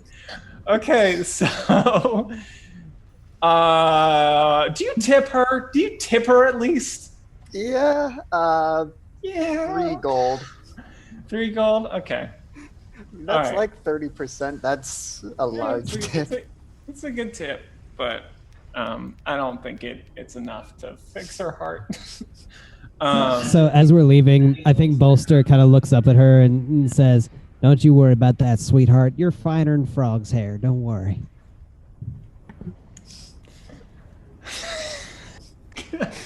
Does she understand common? I think she understands. No, she understands common. She like every Star Wars thing. For some reason, they all understand basic, but they can't speak it. So yeah, she understands common. Does she understand what a frog is, or what kind of hair it might have or not have? I don't know that she gets your reference, but she heard you say that she's finer. So I'm going to roll for self-esteem. We're just looking for. It's like a death save. We're just looking for a ton of love here. Oh, you made her day. You made her day. Aw. Okay. Yeah. Bolster, you have such a kind heart. Yeah. So. And okay, I thought that might go somewhere. No. Okay, so she drops you off. This is so weird. Okay, she drops you off at the what did I say the name was? Ice Palace?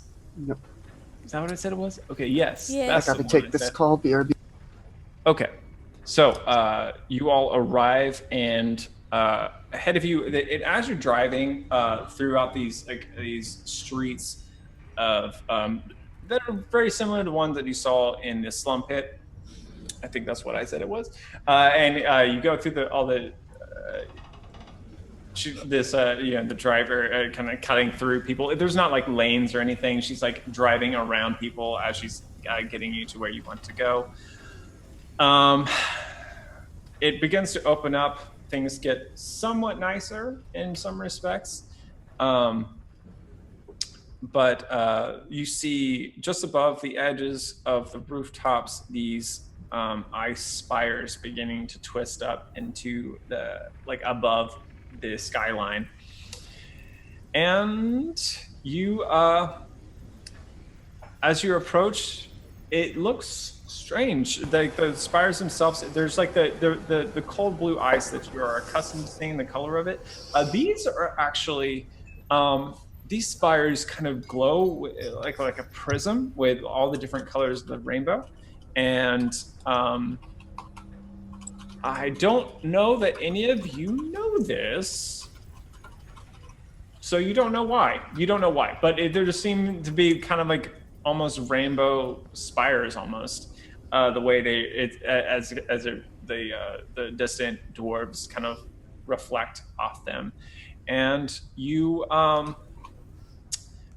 approach, and there's this large wall made of, again, of the same sort of like jetsam and flotsam of shipwreckages that have been kind of cobbled together, but it's all been kind of interwoven into this ice that kind of sticks up into like smaller kind of spikes at the top. And at the entrance is a pair of large giants, this time giantesses, who look even meaner and tougher than the one you met earlier today. But your Miss Schnozberry, she drops you off in there, and then she leaves. And you are there, standing before them. If you want to approach or not. I do. Before we, I was gonna say before we approach, I probably would turn to everyone and be like, "Does anyone remember the name of the person that we were supposed to meet here?" Uriel. Uriel. Uriel. Good job. I forgot. It was kind of a rough moment for me, and I could not remember at all.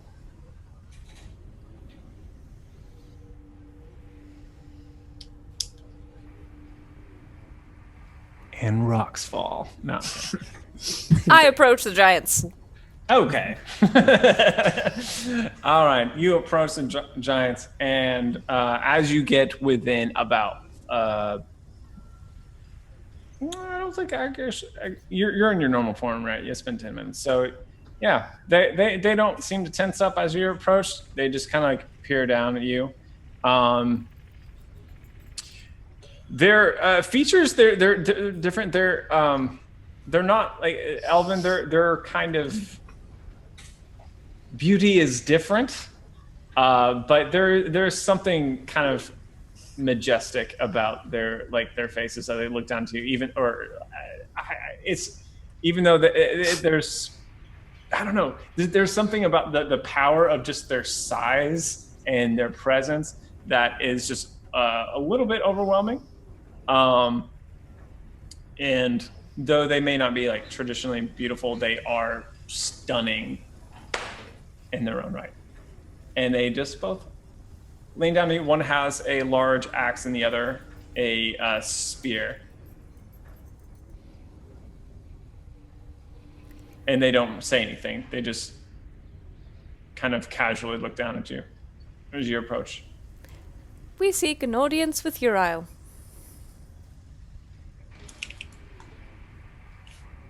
They look at each other. She's not seeing anyone today. We've brought a gift. Oh. Bolster. Bolster reaches into his interdimensional portal and pulls out 2 rat agents' heads, which are somewhat large compared to Bolster.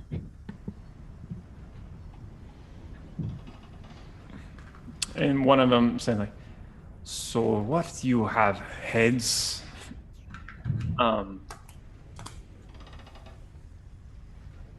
They're Railto Auto. They're Railto. I can't even talk. They're Railto Audit Tribunal heads, and we were told to bring him here because Uriel had some work for us. Grumhorn told us to come here and collect the bounty. not that they look at each other, and the other one kind of mentions, like, I did hear Grumhorn talking of this earlier. And 2 of them were headless, of the ones he brought back. and the other one kind of shrugs. It's not like these ones present any sort of challenge to you, Ryle. Sure, little ones. Come in. All right. Thank you.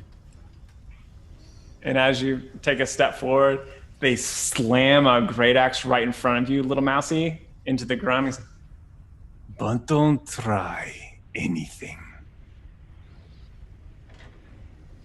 Bolster climbs into Samathes and shivers there for the next several minutes. So they kind of like kick the axe back out of the ice, and there is a gap there now that's like 3 feet wide and about 5 feet deep of where the axe went in.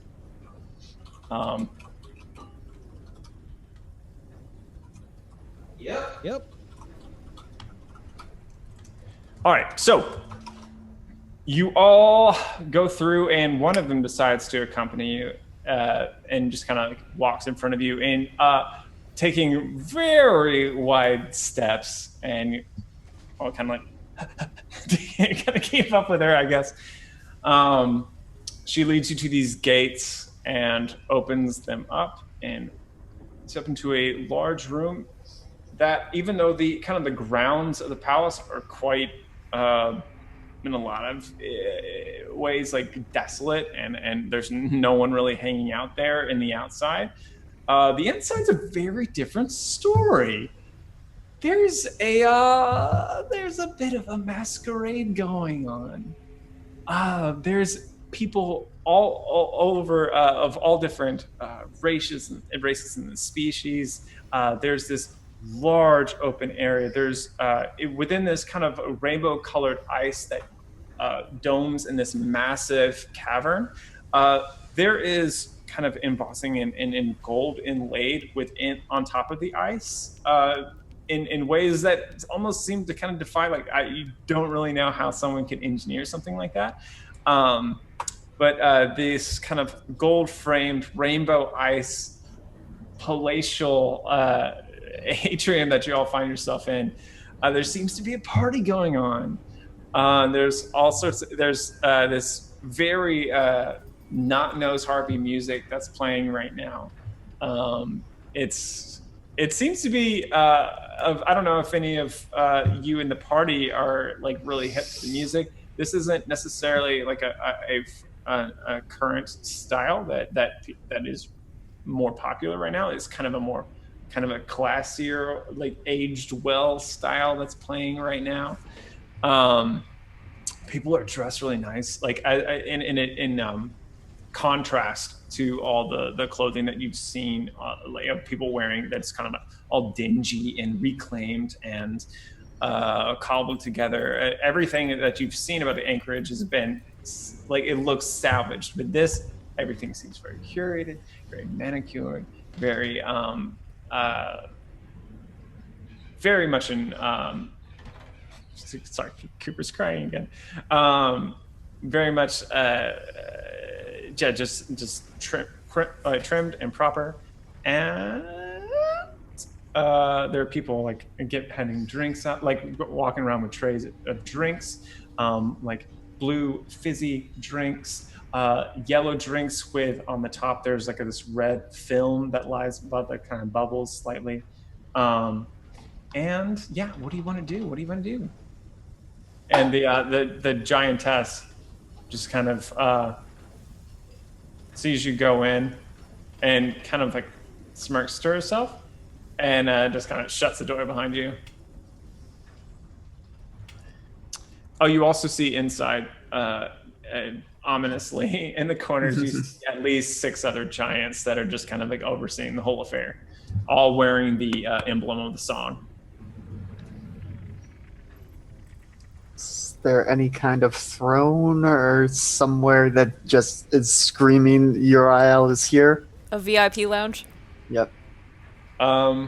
There's these stairs that kind of go up on either side, leading in this balcony, but it is currently empty.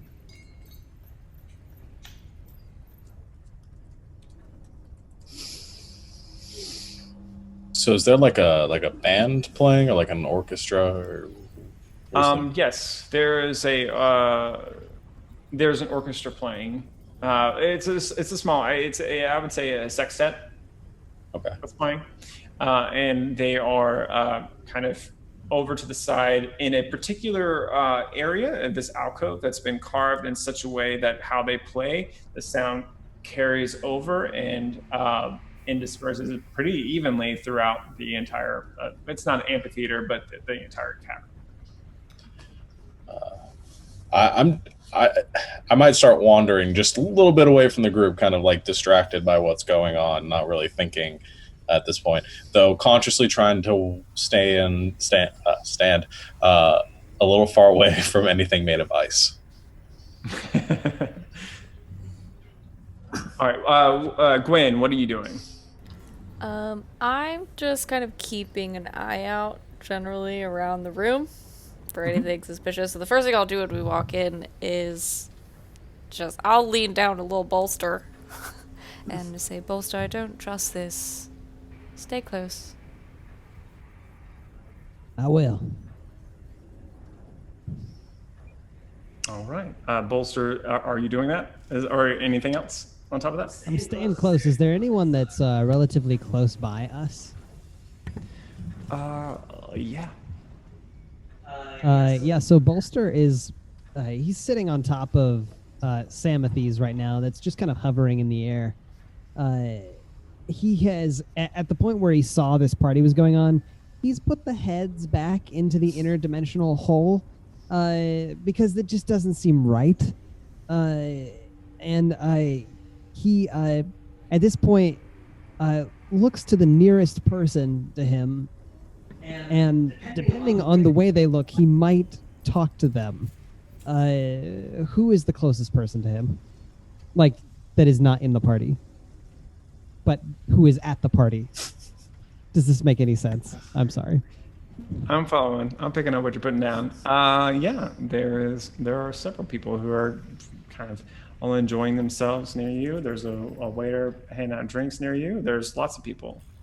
So Bolster kind of leans over towards the waiter, and he's like, "Pardon me, sir. I feel like we wandered into an occasion that I was not invited to. What's going on here?" Oh, the waiter is a lady. Oh! I'm sorry. No one told me. I don't like to say. I don't like to distinguish waiter and waitress. I don't like it. So my bad. So, I'm just kidding. I'm just kidding. But yeah, it's a lady waiter.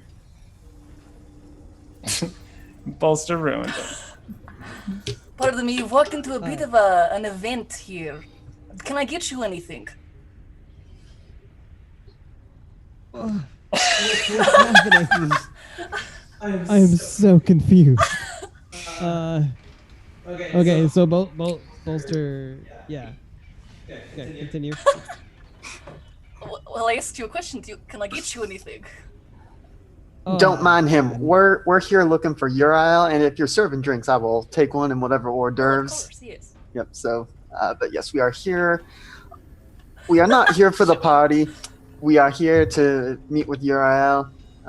We clearly seem to be a different manner of clientele than most of the others here. We are sticking out like sore by thumbs. your state of dress. It is a bit inappropriate. Yes. So the sooner we can meet with Uriel, the sooner we can get out of here and stop being such eyesores. Well, I suppose I can certainly help with that. Follow me. Well, thank you very much. At about this time... Oh, go ahead. No, it's fine. Go ahead. I was going to say, at about this time, Rosh has probably wandered, like, just about, like, towards the middle of, like, the room area that they're in, and just sort of still, like, wandering around a maze, turns around and says, "This is wonderful! Everything here is made of ice! How do they do that?" Just, like, really loud, kind of, like, looking around. I go get him. And a bit like two north magnets, there's just a little bit of a...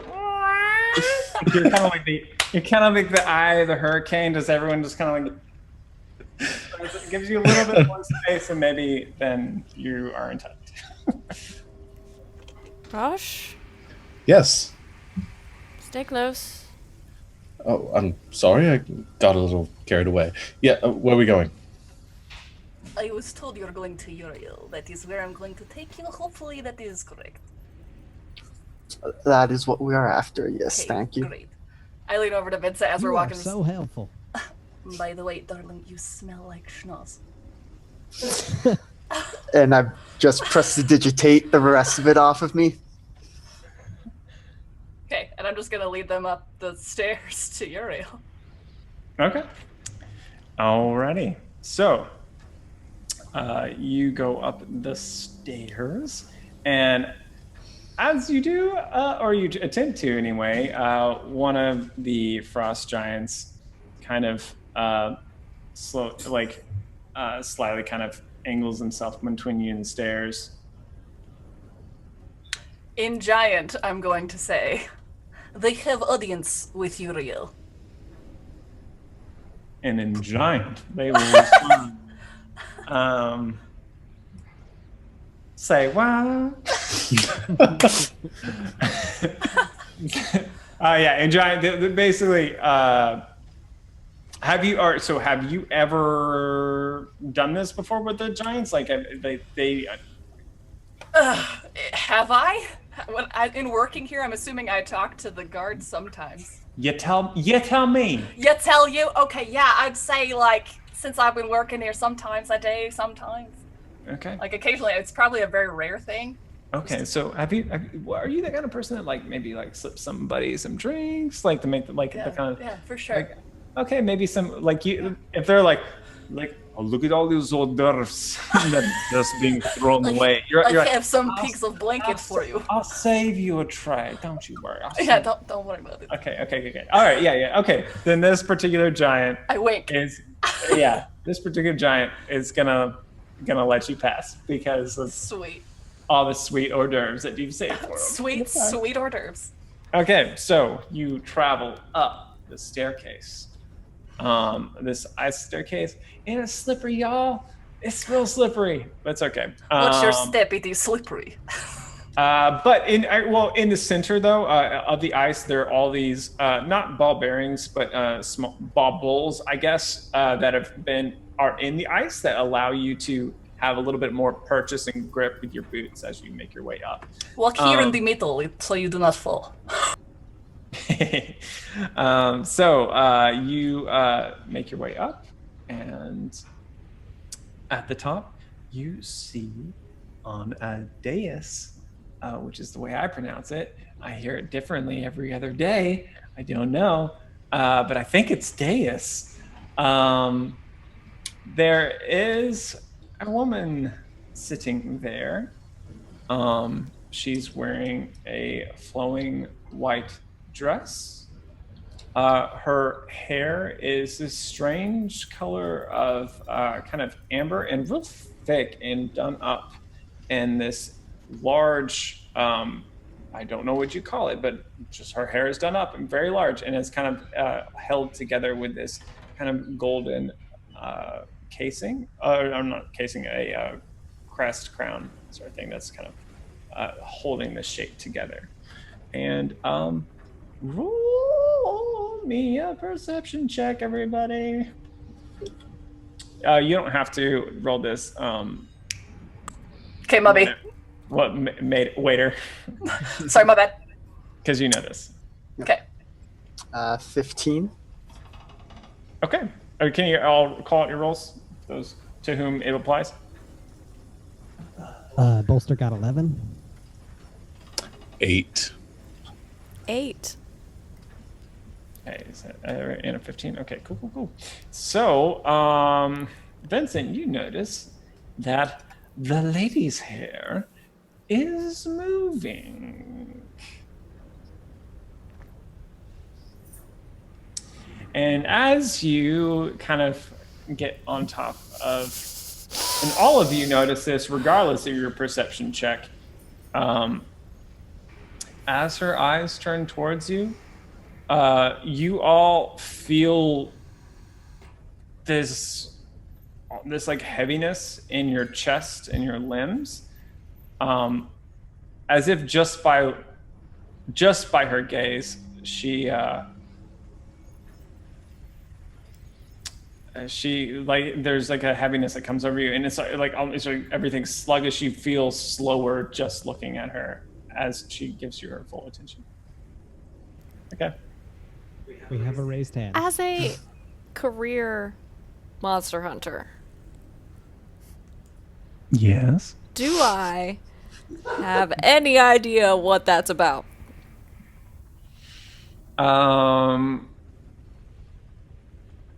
You didn't notice the hair. I think that would have been a dead giveaway, but you didn't notice that. You just feel heavy all of a sudden, and I don't think you are putting that together quite yet. Okay.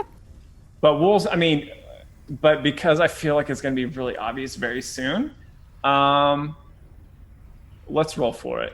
I'm trying to think if this is nature or arcana. I'm going to guess arcana, actually. So let's set this at, because it's pretty obscure, we'll do 15. Oh, man.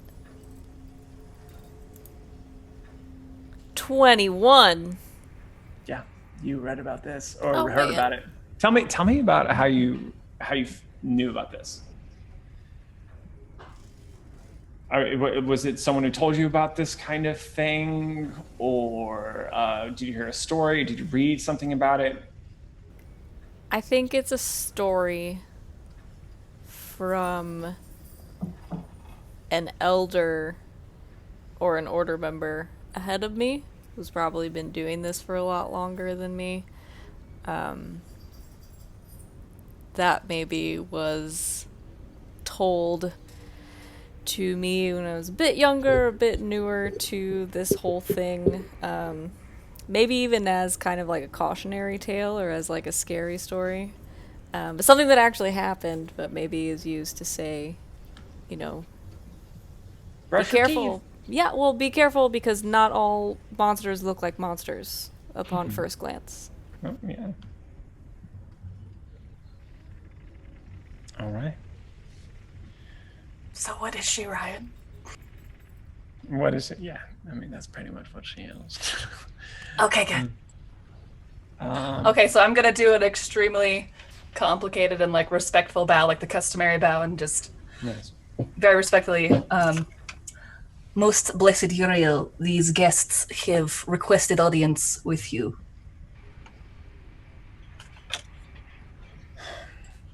Why have you brought them here?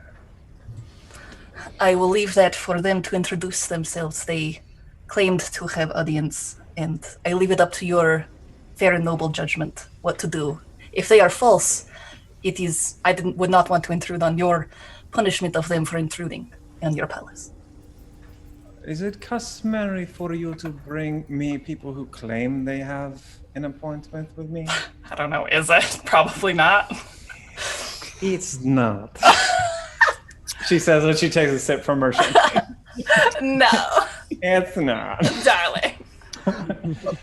It's like, Please don't hold that against her most honored URL. I do just happen to be that charming from time to time. But I blush.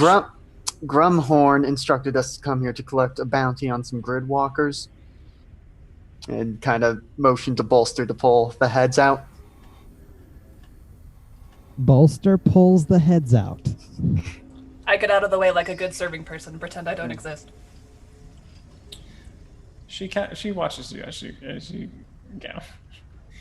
As you kind of back away, and then she turns. Okay, this is heavy.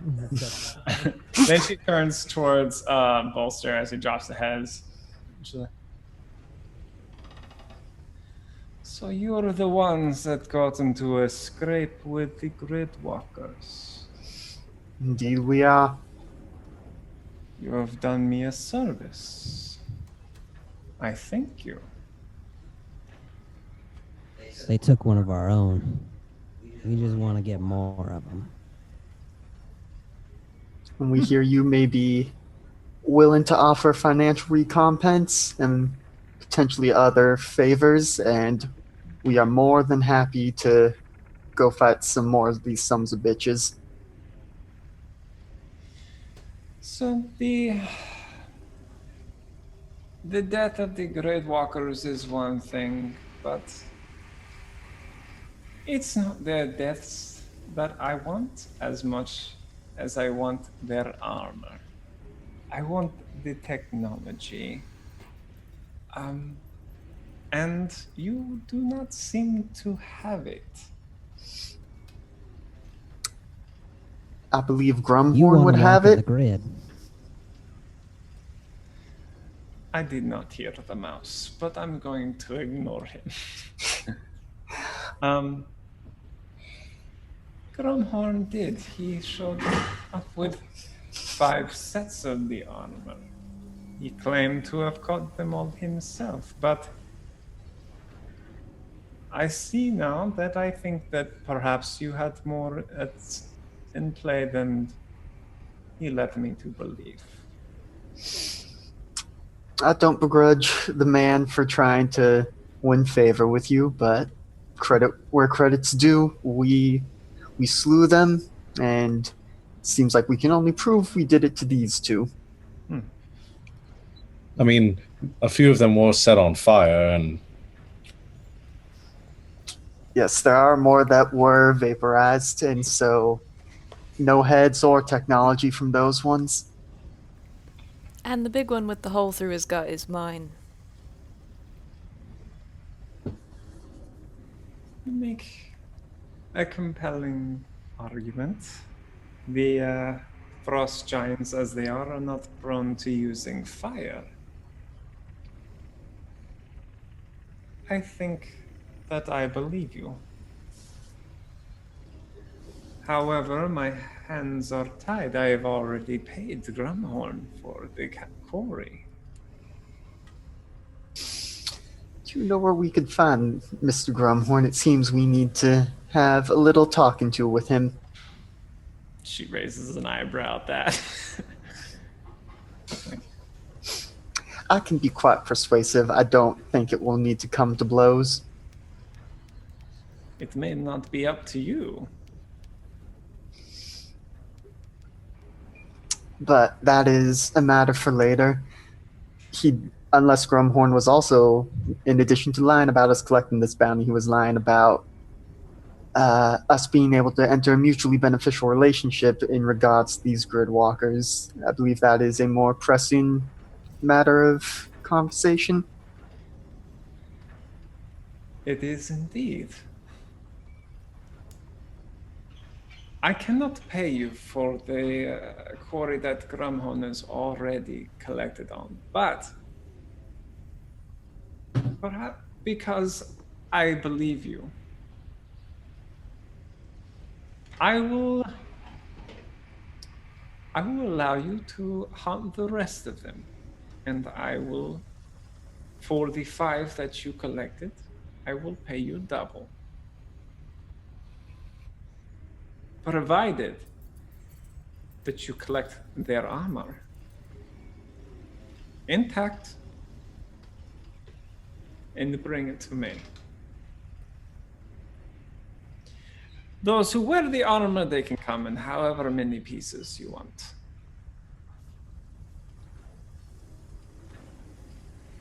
I think we can work with this arrangement. Do you or one of your subordinates, are you able to guide us in the direction of where we might find more of these grid walkers? I don't know myself, otherwise I would have dealt with them already. I am not without my own resources. And my dog is snoring so loud. Oh, you cute little. All right. She has a dog. She has a slug thing, a furry slug. Oh, it's like a basilisk? Yeah, it's like. It's got like a little Anyway, it's snoring around her. Then she turns to the waiter. It's like, oh, I think you can help them in this, no?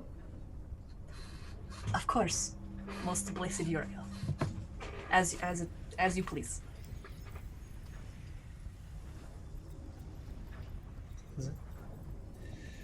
Then it is decided. Bring me the rest of these grid walkers, and I will pay you. Now, please, I would like to be alone with my thoughts. But of course, when next you see us, we will be bringing you many gifts. She gives a slight nod. Love the hair, by the way.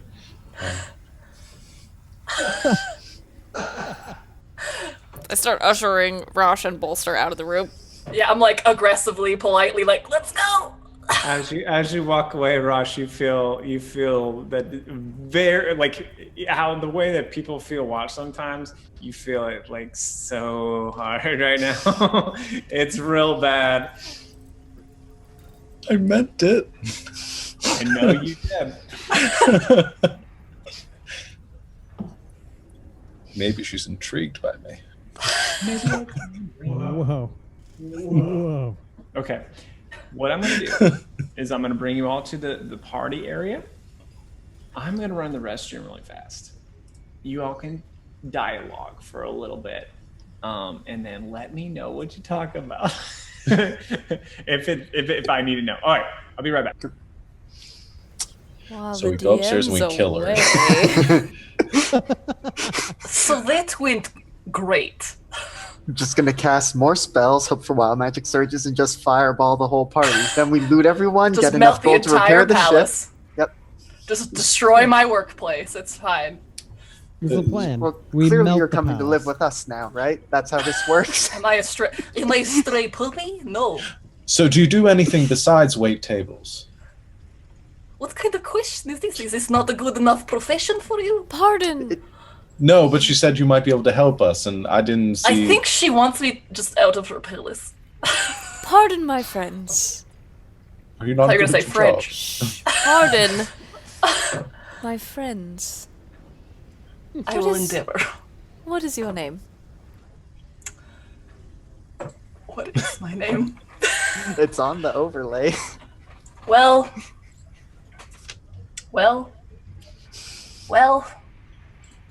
This Well, is She what has a happens when secret your name she DM has to go kills by. you in session 1. who am I? What am I? My name is Declan. What are your names? Well, it's a pleasure to meet you, Declan. My name's Vincent. And I look around. And I'm Bolster Valentine. It's nice to meet you. Rochelle Setion. They call Yes. me Gwendolyn of the Tranquil Mind. It is a pleasure. And I just kind of look around. Oh my gosh, Ryan! Okay, sorry. I just kind of look around and make sure like we're in a corner or a pocket where there isn't anybody. An alcove. A little alcove, just yes. So, why are you looking for an Eye of the Domino? Well, that relates to the matter that relates to the Gridwalkers. See, they killed a friend of ours, and we hear that the Domino may be able to help us in that regard.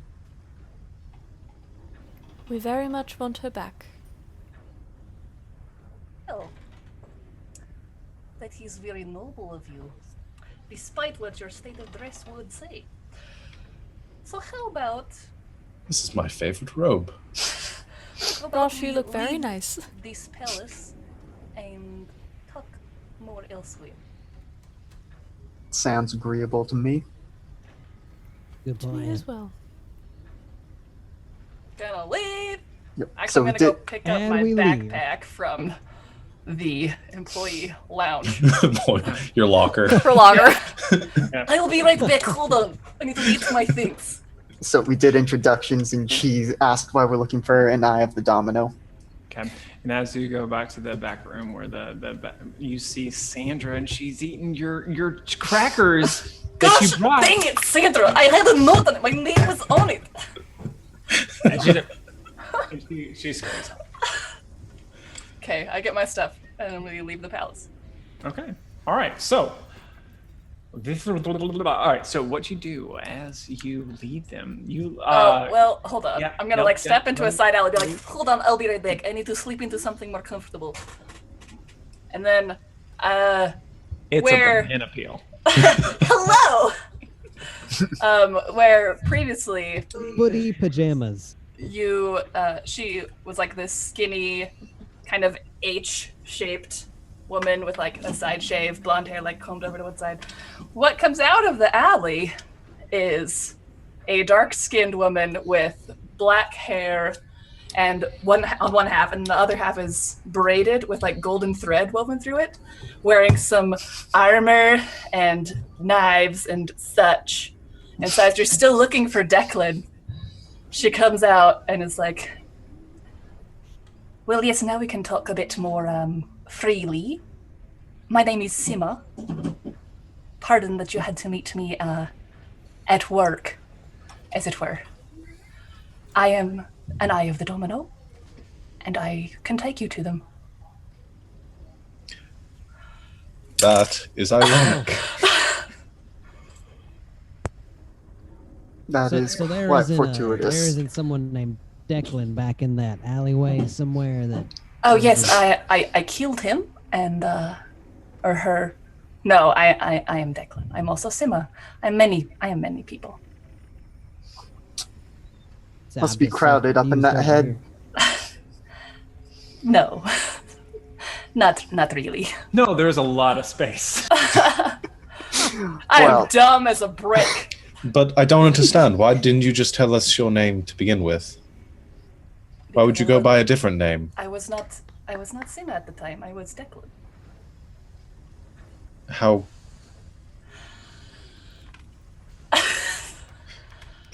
Well, I'm remembering now Rashal's life and his values, but Sima doesn't know this. Because, as an Eye of the Domino, I lead many different lives to get many different pieces of information.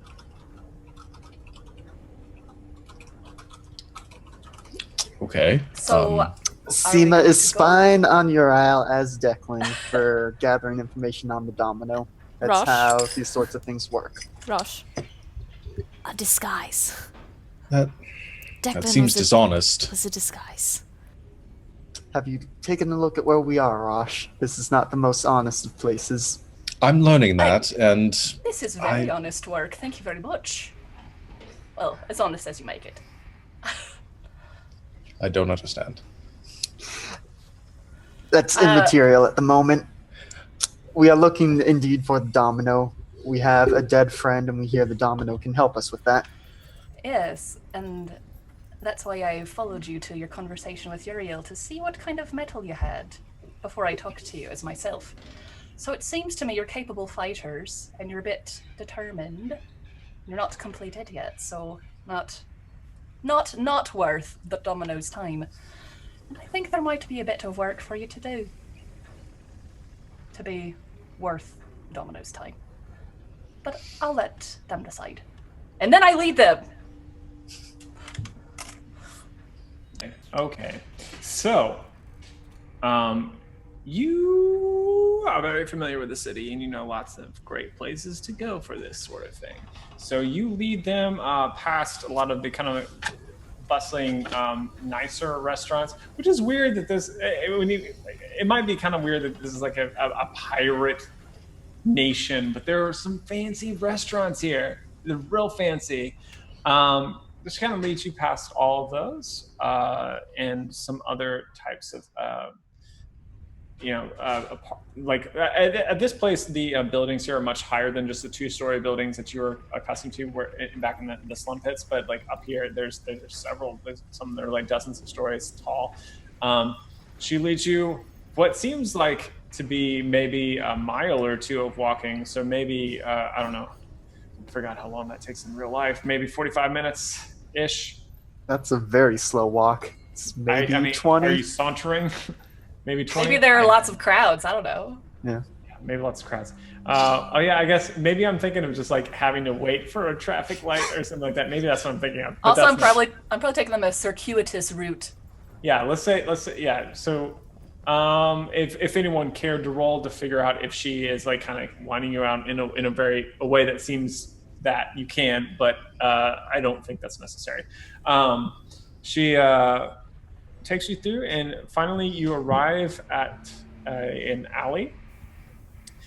And at the end of the alley is a small nondescript door that Sima, is that pronounced correctly? Sima opens and beckons you all in. And you go through the door and come into this room that's quite small, maybe 10 by 10. Doesn't seem to be anything on the walls. There's no furniture. There's no nothing on the ceilings. It's just an empty room. Seems to be quite dirty and unlooked after. But Sima, she reaches into her bag. Okay. Reaches in her bag and produces a very strange looking chalk. And she begins to draw on the wall this stone. This actually is not stone. It's this. It's part of an old ship. It's this metal part, and she starts drawing onto the metal these shapes that are so pretty intricate actually, but they follow the sort of pattern of that.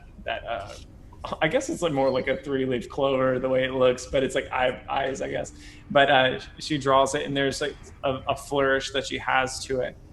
And after a few moments, she finishes and puts her chalk back into her bag, and maybe clasps her hands, and she's like, "Just wait a moment."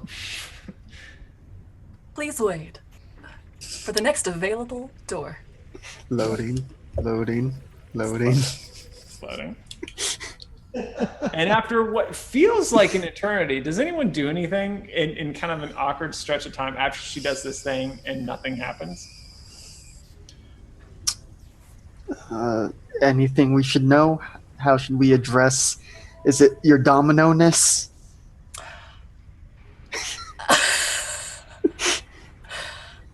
Domino will suffice. Just be respectful. Don't be stupid. Be competent.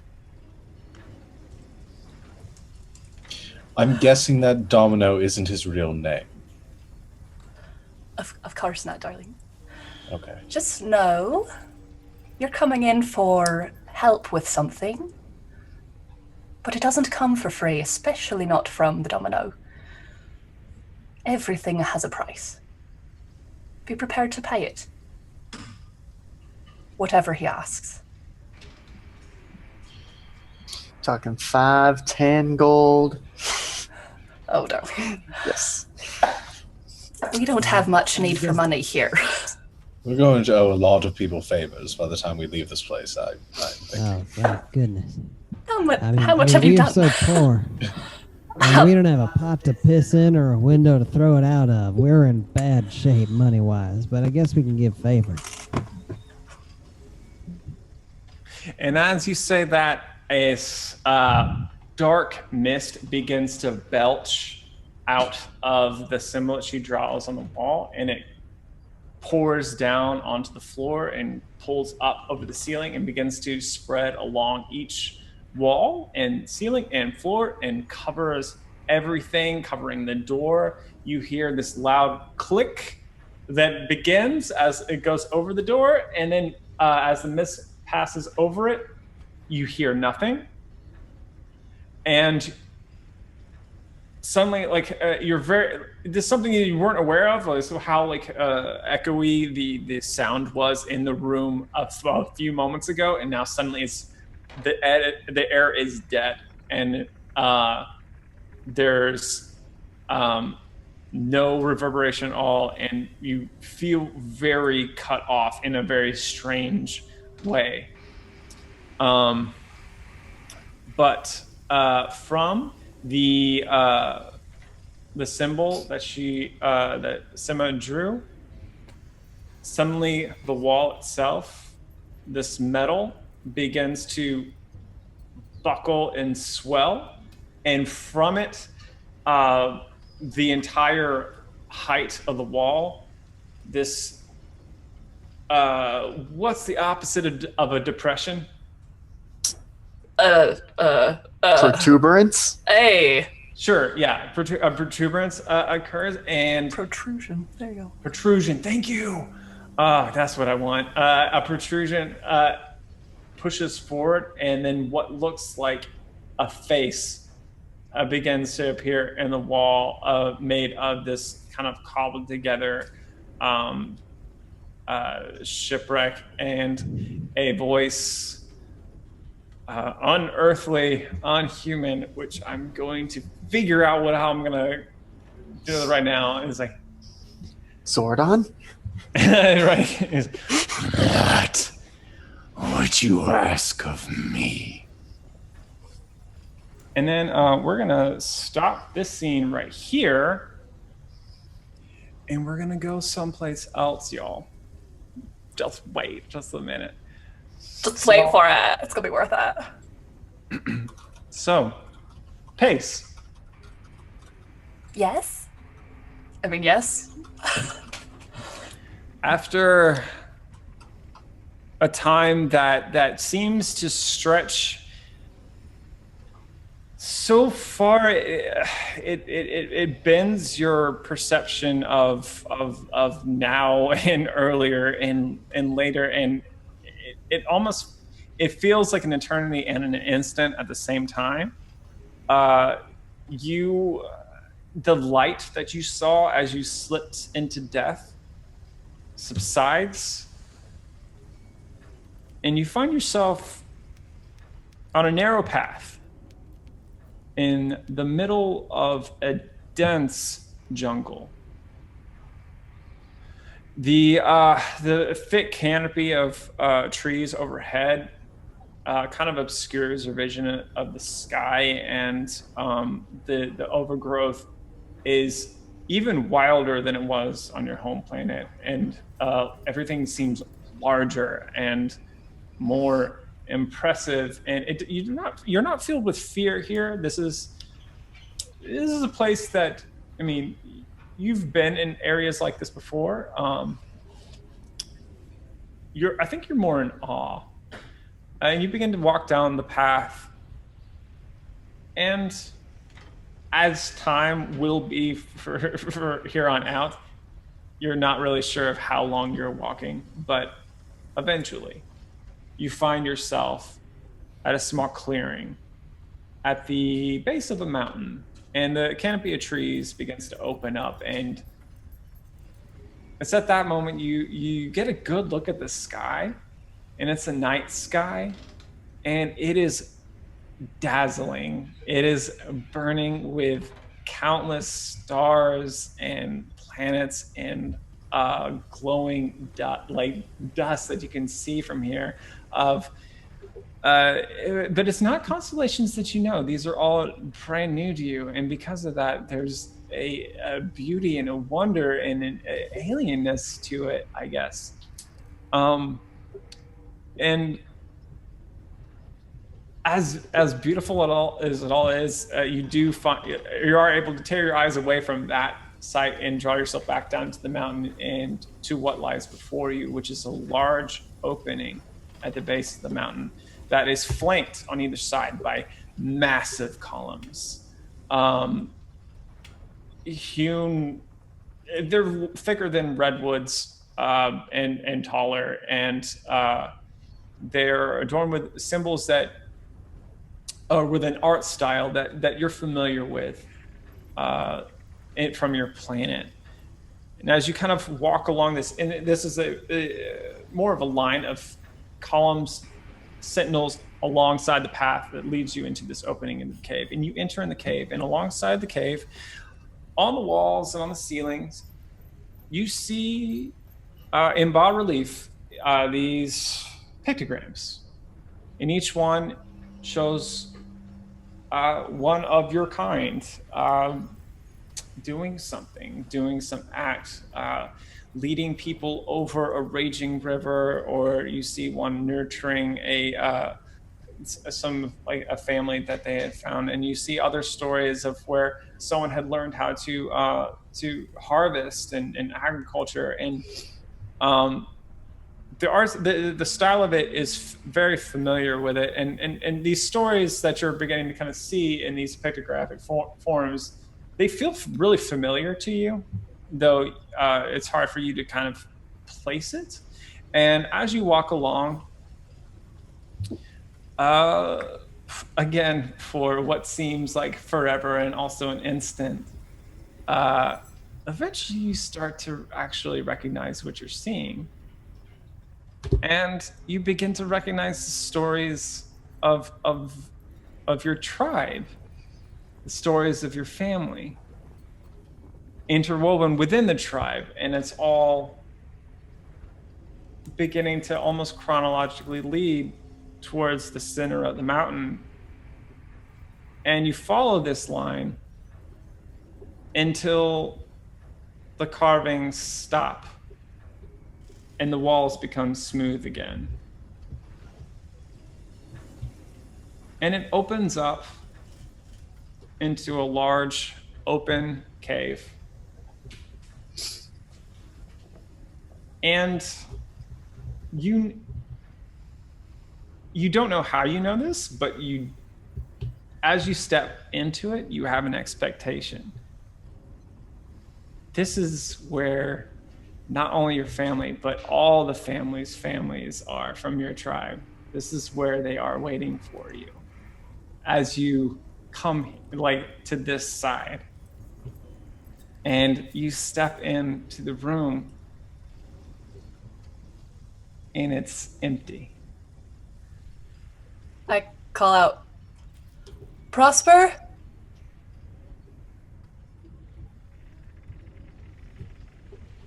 Mama? And as you call out, your voice echoes in the cavern. You hear a sound as from behind this kind of alcove that is sticking out of the side of the cavern, a kind of form of one of one of your people, but you don't recognize her quite yet. But she approaches you, and she looks at you strangely, like she doesn't recognize you. She's like, "Who are you? What are you? What is your name?" I'm Pace. I don't know that name. I was Celerity. Celerity. And at that, she pulls you in close and holds you. Oh. And this is your great-great-grandmother, Constance. Oh. And she holds you and says, like, well, it's good to see you. Where is everyone? What? Why am I alone? Someone came through here. Someone that was meant to come through here, but they called themselves Rampant? And they began to... I don't know where everyone's going. That can't be. He can't still be rampant. Do you know where he went? Were you here? Or? She just looks at you, doesn't know what to say, and we'll call the session there. No! Sorry. Yep. We'll call the session there. Okay. GG, everyone. GG. We did it. Good job. That was awesome. Good job, team. Man. So let me divvy out some XP real quick. Should we whisper our play of the game votes to you now? Yes, please. And I think what I'm going to do, if we have absent players, I'm just going to add the absent vote to whoever gets the most. And so, like, yeah. So you all earn. Wait, how many? Oh gosh, that's a lot. Wait, no, I changed the wrong thing. That's why. Can I vote tomorrow after I watch the beginning, so I'm not just judging from like half? All right. You all managed to make your way through a very difficult encounter. So you all... Wait, what? That can't be right. Oh, that is right. Okay, yeah. You all earn 900 X. Actually, no. You also met Uriel too. So I'm gonna say you all get 975 XP. Does that mean we're level 3 now? Wait, 4? We already. Yeah, no, not quite.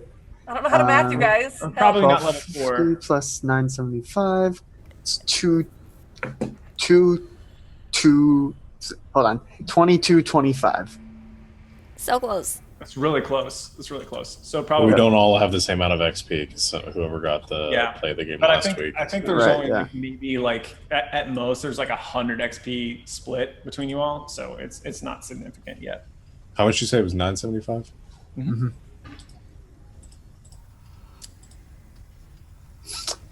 So for those of you watching at home, I don't think we talked about it before, but we're trying this thing where we do Overwatch style, a play of the game sort of voting thing, and people who get voted for doing something awesome get some additional bonus experience at the end of each session. Okay, so hold up. We just got 975? Yep. Okay. I can do math, you guys. And if any of you are watching right now live in Twitch, you can even vote in the chat. Yes, you can. Now we wait the 30 seconds for it to catch up for the maybe 1 or 2 people who are still here with us. I did that math right.